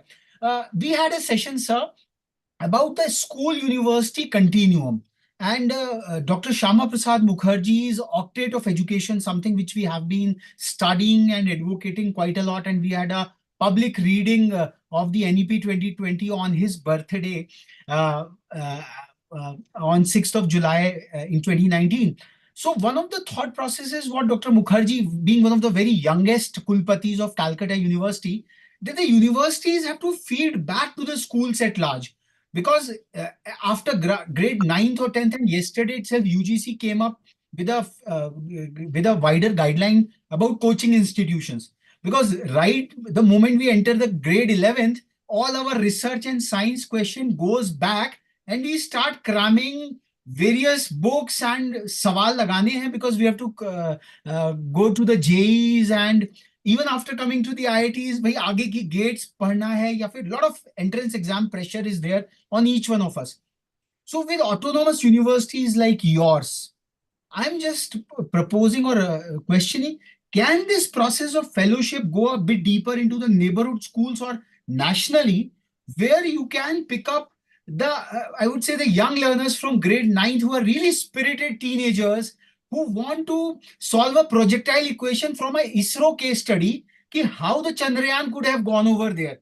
Because all our questions, whatever we are asking, none of the case studies are from a DRDO challenge or from a ISRO challenge or for a CSIR or ICMR challenge, as you said, medtech space, We are learning a lot of osmosis. We are learning a lot of scientific principles, but their eventual application, when we will reach at that level, is somewhere blank in front of the students at large. So my simple request is maybe not of that larger quantum of money, but can institutions or universities like MS Ramaiah go back to the schools, patronize them that, okay, we are in the lookout for young researchers early on, right from grade 9th, do some examinations over there, and they directly get an entry into the MS Ramaiah without having to qualify with a cramming examination where all the scientific quotient, it goes for a fix, because you have to in 3 hours get the maximum marks, and now in an MCQ era, you just have to make the best scientific intuition. Ki kaun sa wala option is the best one. So perhaps that's an area where the fellowship can go a bit deeper into the schools. I will take few seconds, Raghuvji. I did not mention it. Self-praises have no recommendation, but I tell you honestly speaking, my book show that we have adopted 6 schools. And we are giving them free infrastructure, free computer training, as well as salary to the teachers also. And those deserving students, a kind of couple of waivers. It is not in the form of fellowship. It is in a different form. So we have taken, because I see that's the future of India. And when I touched upon the best of the brains that come from the nation, certainly they come from the urban India, but there is a great store in the rural India too. Gray matter is there, which is unexplored. Like South Pole was not explored, we have not explored the capabilities of all those. They are so simple. We underestimate them. They are not confident because they were not taught the trades of the life. Simple, he goes to the school in the morning, goes to farming in the evening. His mom is happy, his dad is happy, he goes routine. Can we bring a change in him? We have already taken a couple of initiatives around Bangalore. I'm sure we will touch other parts of the country too. It was a kind of a pilot project. It has shown the dividends. This Indian knowledge system, people, you talked about JEE and others, right? Is it really needed to go to those centers? Some of the brilliant minds also say, I did self-study, and how happy you are when you read that article in Competition Success Review, CSR. Mr. XYZ, sir, it is hard work of 90%. Rest I used to enjoy. I did not go to. There are examples. I think, why don't we take the examples and make it possible? But we have created that phobia in the minds. Look at the suicide rates. Something is in the public domain, many may not be. Why? Why a person at a young age, if it is the beautiful creation of Almighty, at the age of 18, 17, 15, he is committing suicide when he has 60 years, 50 years of his life ahead. What is that? We need to go deeper into it. I think that's where the challenges are there, but we can meet. And another thing is examination, phobia. My great-grandfather appeared for Punjab University, Lahore, 3-hour examination. My grandfather for 3-hour examination. My father for 3-hour examination. Me, 3-hour examination. My son for 3 examination. My granddaughter will be also for 3. What is so sacred about 3 hours? There was no continuous evaluation. There was no NEP those days. What is so sacred? Can we relook at, if we are saying that continuous evaluation is 3 hours must, maybe in some cases, but may not be all the cases. I think this is also where we need to examine, review. We have introduced a course, you'll be very happy to know. When I was in Dehradun, why should a student study entrepreneurship in the 8th semester when he does not want to become an entrepreneur? He wants to find a job. He is behind the placement officer. Sir, which company and which company not? Whether I will be there or not. This is what the 8th semester is. You know you are an engineer yourself. Best of the institutions, 7th semester, 8th semester is going around the placement office. I brought it to 3rd and 4th semester and made it compulsory for everyone. And in Ramaiah, I brought it all undergraduate students, irrespective whether they are doing medicine, they are doing engineering, they are social sciences, they are doing law, studying. It should be also mandatory because we want to create entrepreneurs, and they do not happen because it is my family business. It has to also happen by nurturing, creating a spark in those minds. I think we all together have to work. This is what I said. I will share with you because I see Professor Ram Gopal also with us joining. I'm sure he's also going to give the wonderful, namaskar, sir, namaskar. He's also going to give us wonderful thoughts which will echo together and create an ecosystem in which we all get benefited, our students get benefited. Thank you very much, Raghavji. Thank you. Thanks a lot, sir. Thanks a lot. And I would like to formally welcome Professor V. Ram Gopal Rao, sir, and who has revolutionized the entire thinking paradigm in the entire country about the Study in India program. The way he has taken up the integral approach from regulations to individual institutional initiatives, it's phenomenal.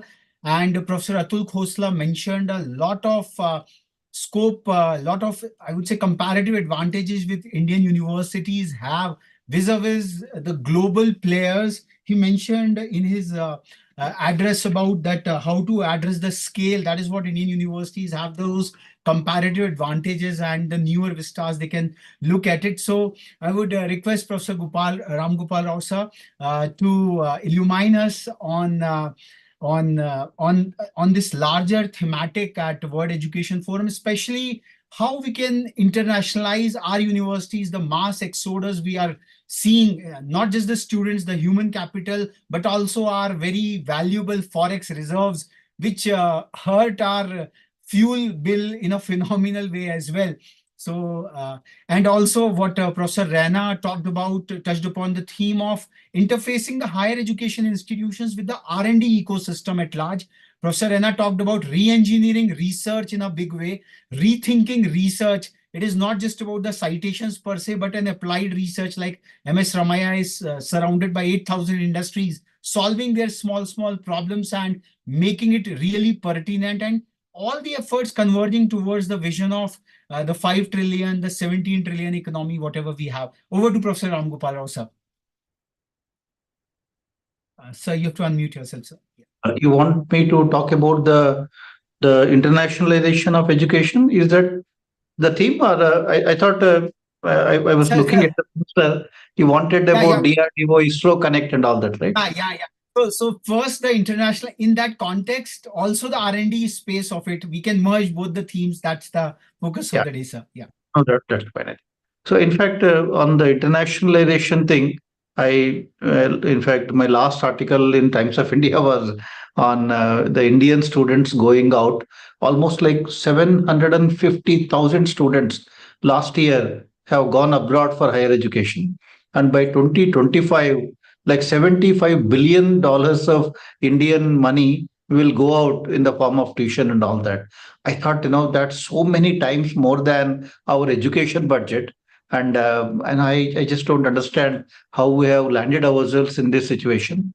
I think one of the problems is in India, the good institutions haven't scaled up, right? If you look at IITs, for example, everybody wants to study in IITs or in some of the other good institutions, but how many students do they admit?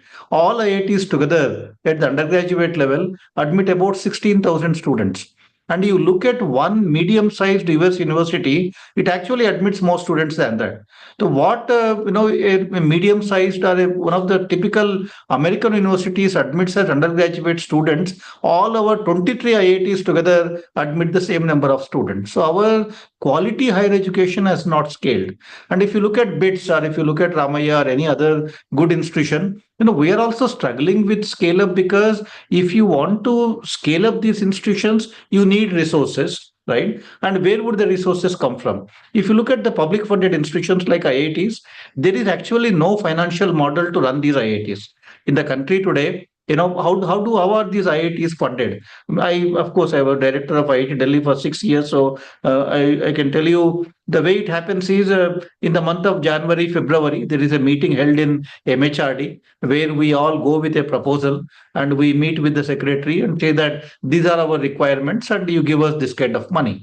Then the secretary, based on the budget allocation in that for that particular year, the secretary will say, we can give you this much kind of a thing. And that money is not linked to anything. That money is basically, we receive money in IITs for salaries, all the faculty and staff salaries. We receive money for pensions, right? And we receive money for the scholarships of students. And then some money for taking care of the maintenance of the campus and other things. There is no other money possible in that system. Basically, the point is the money that IITs receive, the money any university receives today is not linked to the number of students on the campus. Right. So therefore, whether I have 10,000 students or if I become aggressive, admit, let's say 2,000 more students, I still get the same amount of money. Just because I have started new programs, admitted more students, MHRD doesn't have any way to give me any more money. In the absence of our funding not linked to the number of students, what do? I mean, you don't want to increase students, right? If I increase students, where would I get money to accommodate them in the hostels? Where would I have money to, build any more classrooms? How would I hire, anything more? So nothing will happen. So therefore, we basically, want to maintain the status quo so that we can run the institute like what we did last year. Year after year, you can imagine that, because the funding is not linked to the number of students on the campus, we never have scaled up our IITs, right? IITs remained so tiny. But why? How did IITs even increase their intake from, whatever it was, like 4,000, 5,000 to, 10,000, 12,000 now? It all has happened because of reservations. Mandal Commission, we increased the intake by 50% because all of them were admitted as a supernumerary quota. And then the 27% OBC, we again did the same thing. Then 10% economically weaker section, we did the same thing. The only reason why the increase in the intake has increased is because of all these reservations, not because government has planned to increase, not because there is a master plan for increasing the number of students in IITs. There is nothing like that. It just increased because somebody wanted to implement reservations and we were asked to take that many more students. That is not the way to run an university. Now look at the way the research is funded. There is whether I do, let's say I get now, IITs typically receive about 200 to 300 crores of rupees every year as research funding. This research funding doesn't come from MHRD. It comes from the Department of Science and Technology, DBT, basically the Ministry of Science and Technology. And when they sanction a project to a faculty member, they say that if your project is, let's say 60 lakh rupees, they give you 60 lakh rupees. And then the overhead component in that project grant is typically 5%, less than 5%. On a larger scale, it actually tends to be less than 5%. Now that money goes to faculty member for execution of the project. The faculty member buys equipment, wants air conditioning, wants certain kind of facilities, but institute doesn't have many money. Right, all of that money goes towards establishing the buying equipment, hiring some project staff, and all of that spent on the project.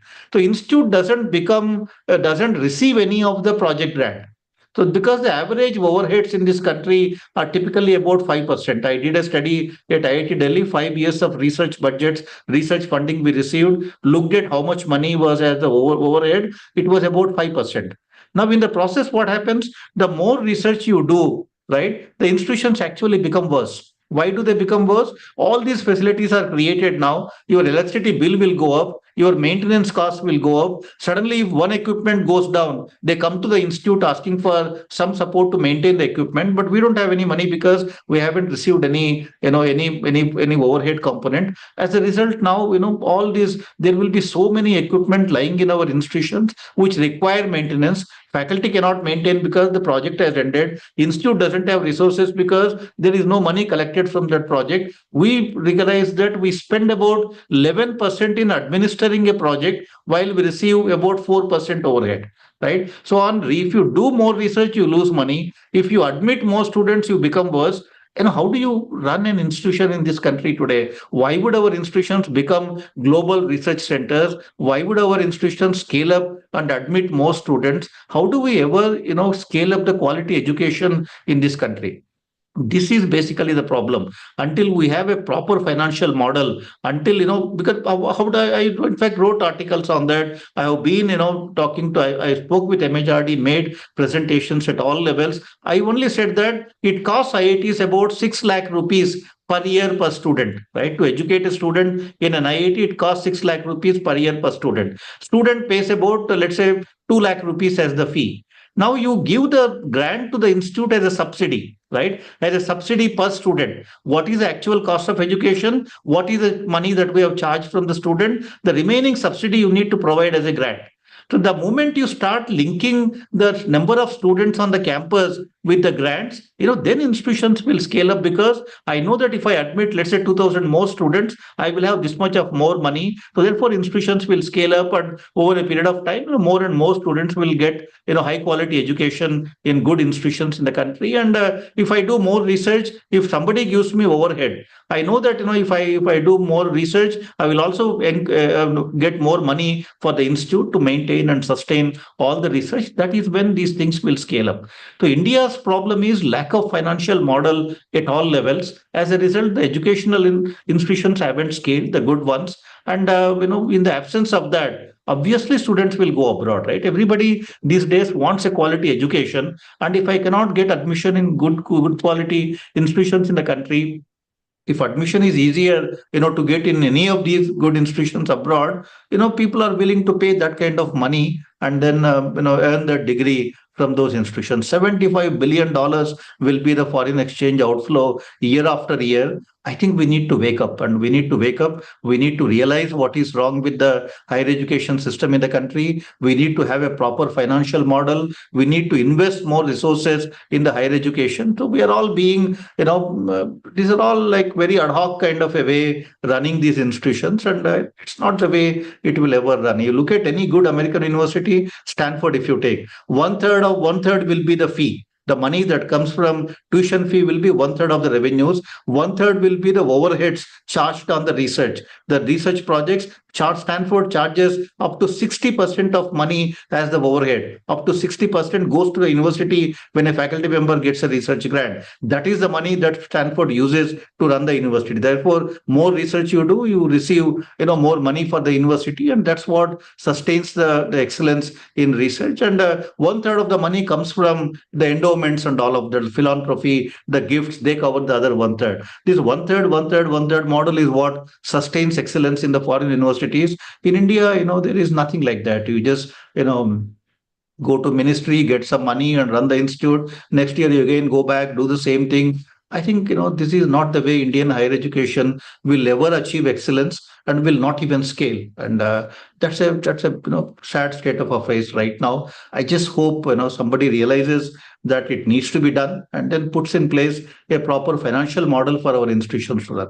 The same problem, of course, in privately funded institutions. In privately funded institutions, the research grant, the grants that the government institutions receive is replaced by the tuition fee. That's the only difference. In government institutions, nobody pays tuition fee. Therefore, government has to support them. In privately funded institutions, students pay a tuition fee. So that replaces the government grant. The rest of it all remains the similar kind of a thing, at least. But private education has scaled up simply because I know that if I admit more students, right, I get more revenues in the form of tuition fee. Therefore, I can at least sustain, some amount of activity in my university. So the private institutions have scaled quite a bit now. If you look at many private institutions are admitting, 3 times, 4 times more than IIT, any typical IIT kind of admissions now. So that's because they have an incentive to increase the number of students. Government institutions don't even have any such incentive. I think things need to change. I just hope and pray that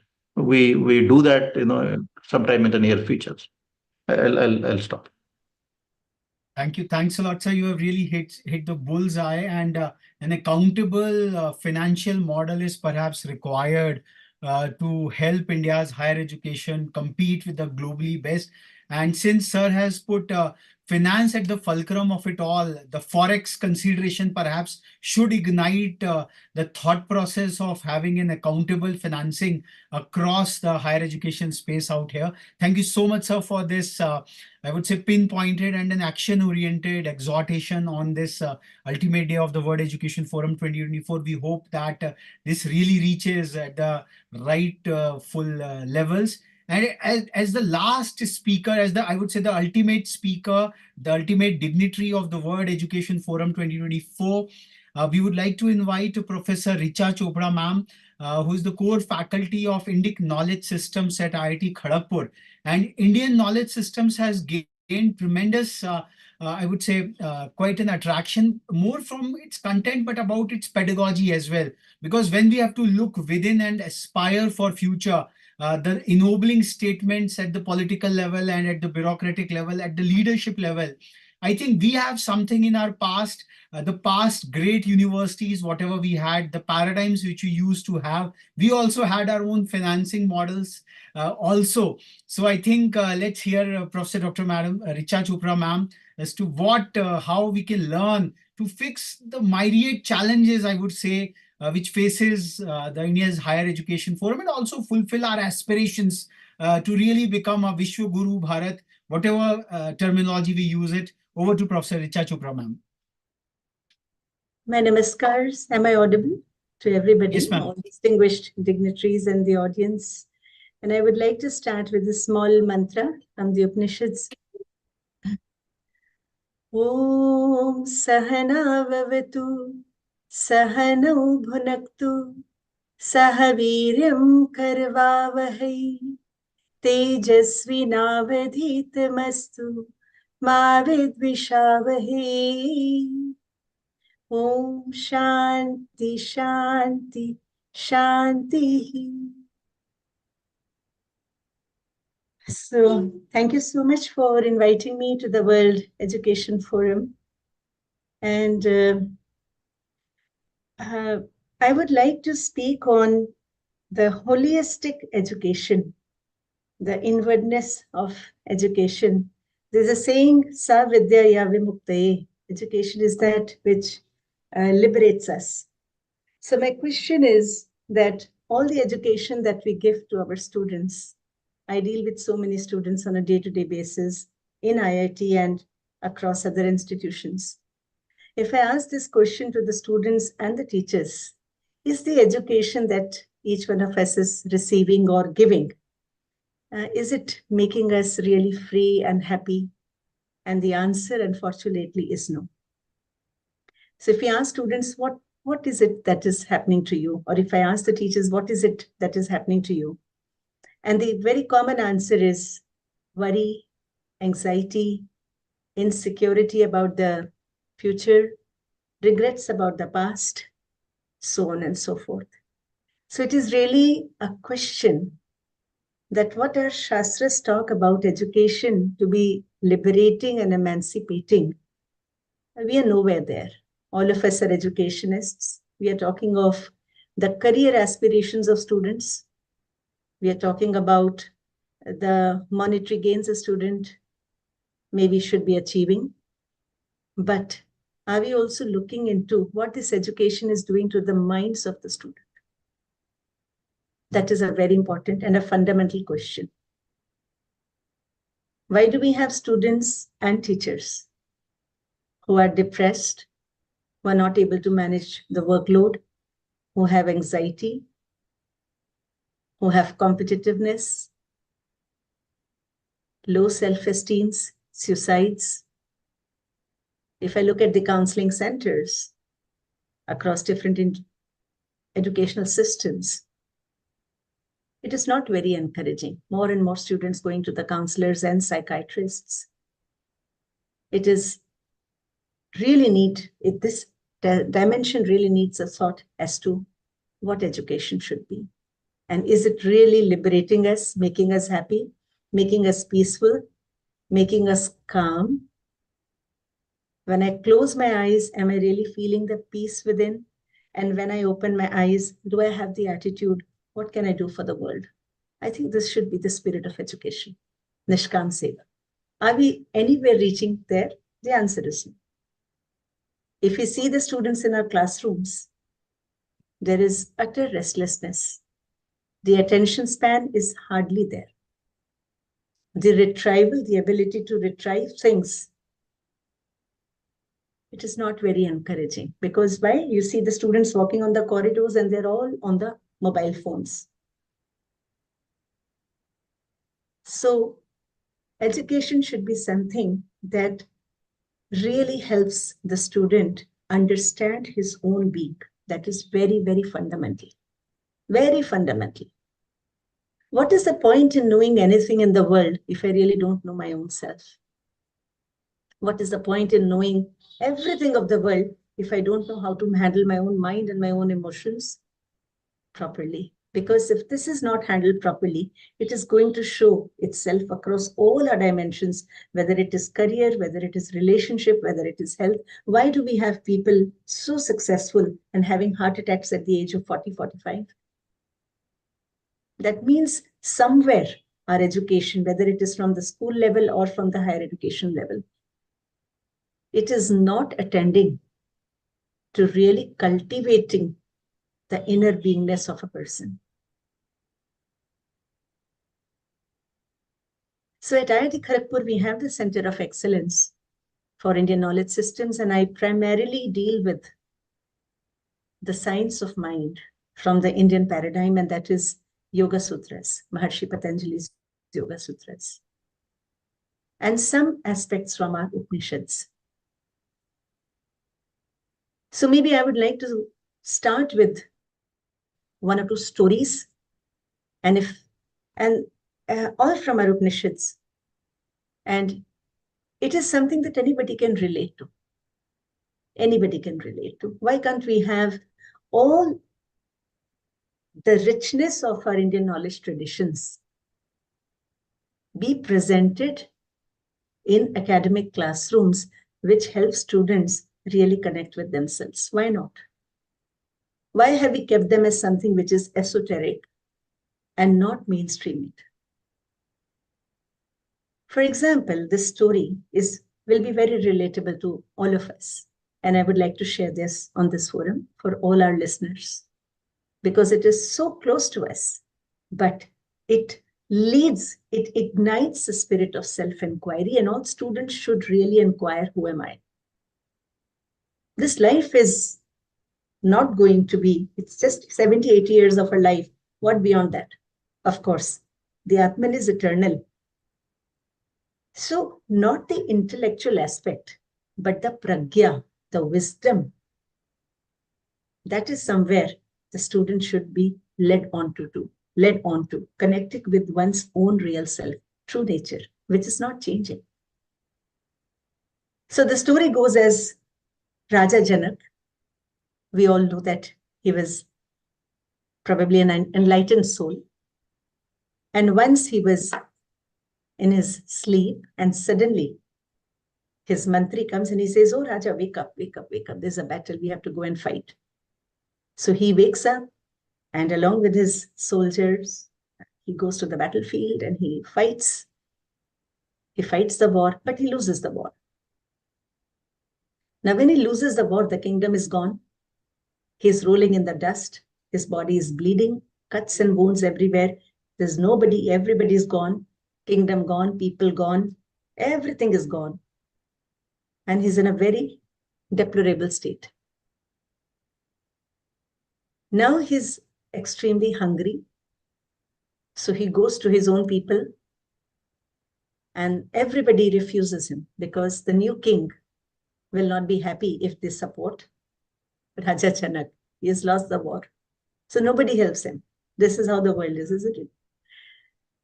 So he goes to a langar probably, where there is mass giving of food, and he's in the queue. And when his turn comes, the food is over. Now only maybe the broth of the rice, the soup of the rice is there, and the person says, "Can I give you this?" He says, "Okay, give me something." He's so hungry and he's so emotionally, tattered, shattered. Everything is gone. He's begging. From a Raja, he's come to the state of begging food. And when he takes that, whatever little he gets, there is an eagle circling, and the eagle comes and takes away that food. And the Raja cannot bear it anymore. He says, I can't take it anymore. And suddenly he wakes up and he sees, oh, everything is intact. His kingdom is all intact. All the people are there. And everybody is wondering, what happened to you, Raja? Why are you crying and screaming? And he says, wo sach ya ye sach? He was very analytical. So the queen comes and the normal routine begins in the kingdom. But at every episode, he has this inquiry, wo sach ya ye sach? Now everybody starts gossiping, hey, what's happened to the king? Wo sach kya? Because that sach was only known to the Raja. Nobody even knows that there was a battle and he has lost it. So there is a rishi by the name of Ashtavakra Muni. And when he comes, so Raja says, wo sach ya ye sach? He understands. He's an enlightened person. He can see beyond. So he tells the Raja, when you were there, when you were fighting, when you were rolling in the dust, when you were bleeding, when you were wanting the food and the eagle took it away and all those things, wo sach tha? Were you there? He says, yes, I was there. I experienced everything.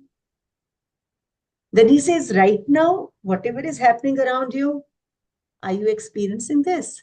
He says, yes, I'm experiencing this. So he says, na wo sach, na ye sach, tum hi sach. So this beautiful anecdote, the revelation is there from the Mandukya Upanishad. Upanishads are a part of the Vedas, and one of the Upanishads is Mandukya Upanishad. And it talks about the 4 states of our experience. Dream state, wherein the Raja was the dreamer and it was a dream world. Right now, the Raja is awake, so it is an awakening world, Jagrut. We also have the experience of the 3rd state, all of us, that is deep sleep, isn't it?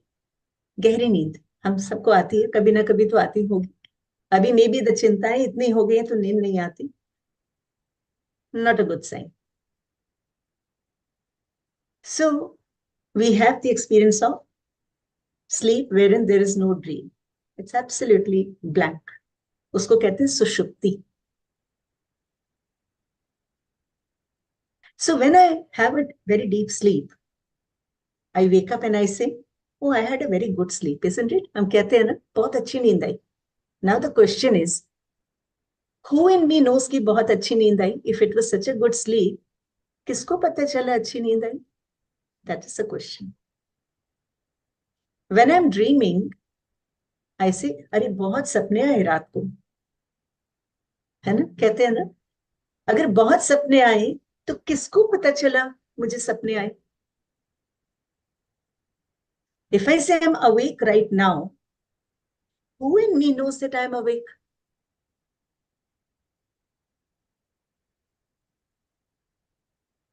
So I will share another story and then we'll connect the 2 points. This was waking, dreaming, sleeping, and the story of Raja Janak. So there was Rishi Varuna. The story is from Taittiriya Upanishad. All the Upanishads have this dialogical kind of a conversation and the highest jnana is given. So from Taittiriya Upanishad, Rishi Varuna had a son and his name was Bhrigu. And maybe those times, the quality of questions of the students was very deep to the teachers. No ChatGPT, no Google, no PPTs, everything, all the answers they had to find from within, not from empirical research, but from within. Transcendental knowledge, the power of intuition, we have lost that. So Bhrigu asks his father, O Varuna, tell me about Brahman, tell me about Atman, tell me about the soul. What is it in me that is unchanging? which is a witness of all the changes. मुझे उसके बारे थोड़ा विद्या दीजिए. Now, a good teacher will not spoon feed. A good teacher will help the student self-inquire. So he gives Bhrigu 2 cues. He says, oh Bhrigu, the physical body that you have, we call it as Annamaya Kosh. The food that we eat, Annam. Your 5 organs, the 5 sense organs, we call it as Jnana Indriya, not Indriya, Jnana Indriya. Because through the 5 sense organs, we register information of the world. So Jnana Indriya. And the Karma Indriya, the hands, the limbs, the excretory organs, so on and so forth. So he says, your Karma Indriya, your Jnana Indriya, your speech, your mind, your physical body, all these are aids to know the Brahman and the Atman. It's a cue for us. Do we teach our students that all that we have been given is to really know who we are? The NEP talks about Atma Vidya. It talks about the highest goal of education is Atma Vidya, should be Atma Vidya. Are we teaching that?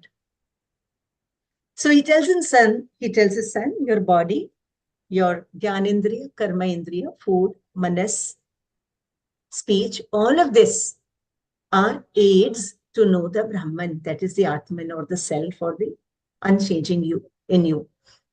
And the second cue he gives, that Brahman is that. Brahman means Atman. I'm just simultaneously using her, or the self or the soul. It is that through which everything is born, which sustains everything, and in which everything goes back. Now you find, you crave to know the Brahman. So how does he get to know this knowledge? He goes into his deep meditation. And then he comes out and he tells his father, I think I know the Brahman. It is the physical body. The Annam is Brahman. Father says, no, how can that be Brahman? Brahman is that which doesn't change. It's a witness of all the changes. Go meditate more. So he comes and he says, oh, maybe the prana is Brahman, the vital life force, prana. Father says, no, that's even changing. Go meditate more. He comes and he says, maybe the mental sheath, Manomaya Kosh, Mano, that is a Brahman, Manas. He says, no.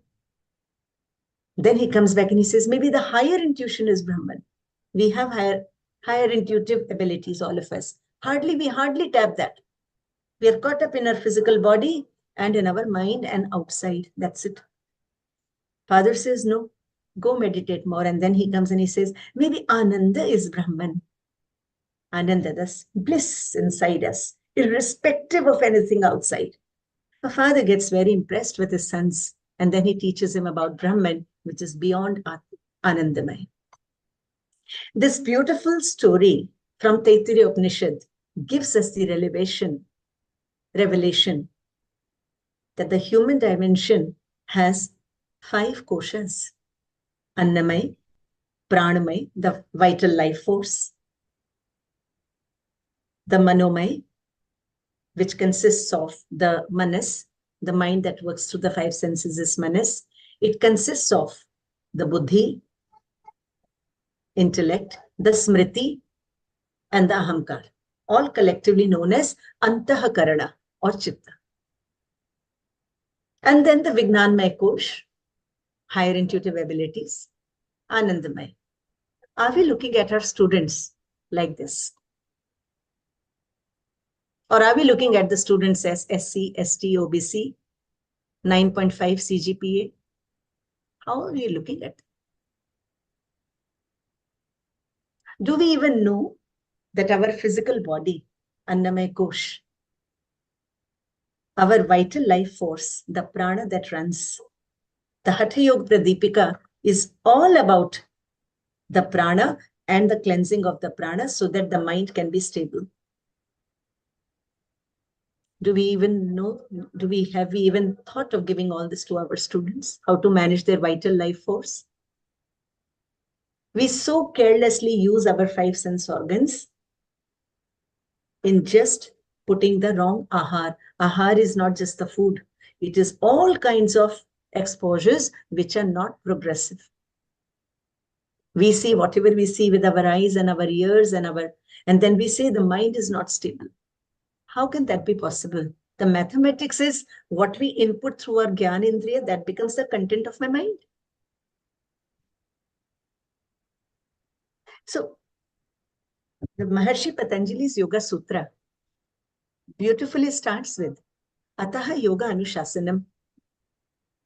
And then he gives the definition of yoga, Chitta Vritti Nirodha.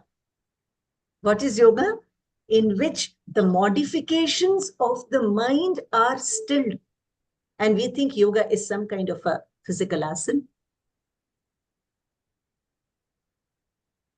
And then he says, when the mind is still, when the mind is calm, when the mind is clear, tada drishtuhu swarupi avasthanam, then you have a glimpse of your seer, the unchanging eye. There is something in me which is aware that I was sleeping. I am dreaming. I was dreaming. I am awake. There is some continuum in all of us, isn't it? The same eye knows that my body has changed in the last 20 years. Nobody has to tell me. I know my body has changed. I know my mind has changed. So who is aware of the changes in my states of consciousness, sleeping, dreaming, waking? And who in me is aware that my own body mind is changing? I know that my body mind is changing and it will change. This I is the interest point, was the interest point of all our rishis. Kya hai ye? The Sankhya philosophers, so intelligent, they just classified all human sufferings into 3 categories. We talk of suffering because of relationship, because of job, because of boss. They put everything under 3 categories: Adhyatmik, Adi Bhautik, and Adi Devik. There's no 4th category of suffering. Adhyatmik, suffering because of your body and mind. Do we go through that? Yes. Major suffering is because of our own mind. Adi Bhautik suffering is because of other people, other beings, could be beasts, could be people, could be anything. Adi Bhautik. And Adi Devik suffering is due to natural calamities. And they said all these sufferings do not have a permanent and certain solution. They may have a temporary solution, but it is not certain and it is not permanent. So they inquired, what is the way to be permanently happy? And they knew one can be permanently happy from all suffering if one connects to one's I, that continuum I, which is a sakshi of all the changes in my body, mind, and also in my states of consciousness. And they called it as Purusha. Purusha is not the male, but Purusha, consciousness, Atman, Brahman.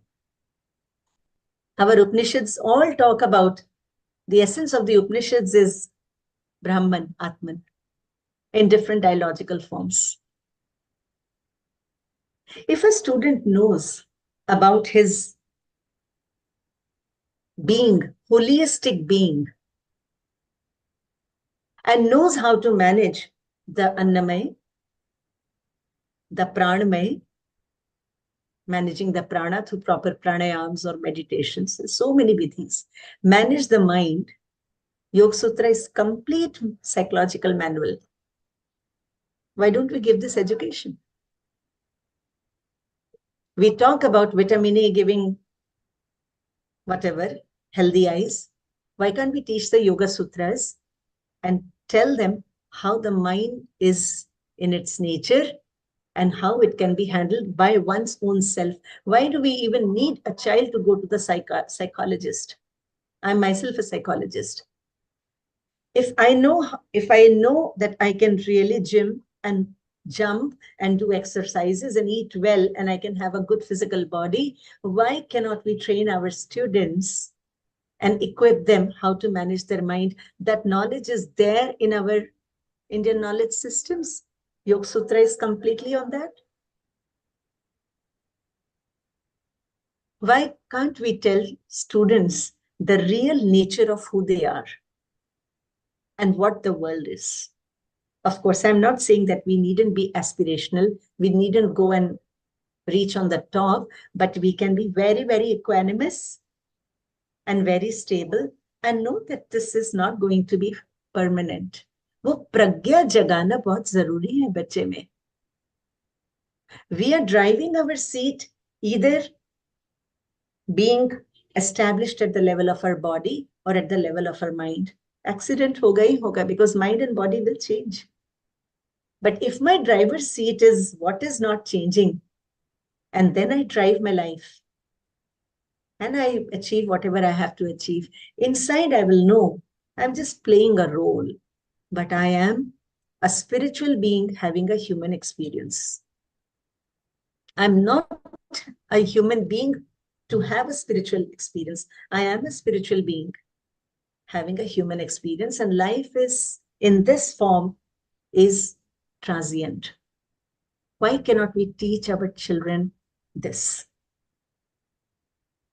So much of anxiety, suffering, competition. They will become really intelligent children, not just cognitively, but emotionally, spiritually, mentally, physically.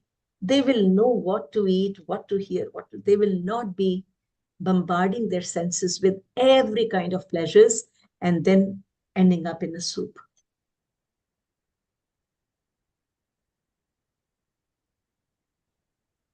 So that is all I wanted to share, that the purpose of education should be a balance of nivritti and pravritti. Students should be given all the skills, all the philosophical paradigms from our knowledge systems to really know how to handle the mind-body complex. That is very essential. Uske baad life mein failure ho, suffering ho, which will happen. Every human form will have to go through some or the other suffering. I have not met any human being jinki life mein koi suffering nahi hai, failure nahi. So when they have this knowledge, when they're able to see life from a larger perspective, they will be unshaken. Na wo sach, na ye sach. They will be in that thing. Main hi sach. I think there could not have been a better culmination of the World Education Forum 2024, which we initiated with a humble thought that what Bharat can teach to the whole world. While we have the aspiration of learning noble thoughts from all across, but what Bharat can give to the whole world at large. And Professor Richa Chopra ma'am has really given the Adhyatma Vidya Vidyanam, जो भारत की महती ज्ञान की परंपरा है, उसका सारांश आपने दिया. मैं निवेदन करूंगा डॉक्टर सुरभि को, the president of Rethink India institute, to pass the formal vote of thanks, to convey our pranams formally to all the savants who have graced this World Education Forum. 5 दिवस की यह ज्ञान यात्रा जिसमें बहुत कुछ हमने सीखा और इस तकनीक के माध्यम से बहुत लोगों तक यह जो विभिन्न बहुविध बातें पहुंची, उनका सूक्ष्म सारांश निरूपण डॉक्टर सुरभि आपके लिए. So I take this opportunity to present the heartfelt thanks to all the savants and dignitaries, and really the heart-touching and mind-boggling words of our enlightened educationists, this World Education Forum 2024. For today's session, Professor Atul Khosla sir, Professor K.K. Raina sir, Professor V. Ram Gopal Rao sir, and Professor Richa Chopra ma'am. You have really unraveled the true meaning of higher education, madam. And Tattva, Gyan, Vidya, Atma Vidya, Brahma Vidya, jise hum kehte hain.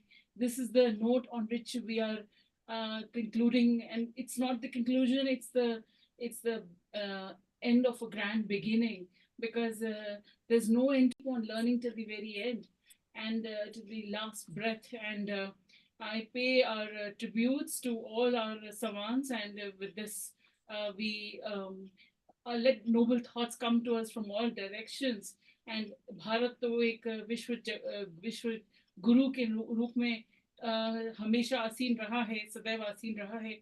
We have to enlighten and our soul and rise light the torch of knowledge, because World Education Forum, the same dates when the World Economic Forum is being hosted at Davos, we have as Bharat as the country of knowledge for all, not just Vasudhaiv Kutumbakam ki hum baat karte hain. So when education is the encumbrance of a resilient economic development, the fifth estate, the academia, is the foundation of arms to all our distinguished guests, dignitaries, educationists and savants, and pranam. ज्ञान यज्ञ का भारत में समापन नहीं होता, केवल विश्राम है। तो अभी के लिए यह जो 5 दिवसीय सत्र रहा, उसका विश्राम की आप सभी से अनुमति और आज्ञा चाहते हैं। और बहुत बहुत प्रणाम। Thank you very much. Jai Shri Ram.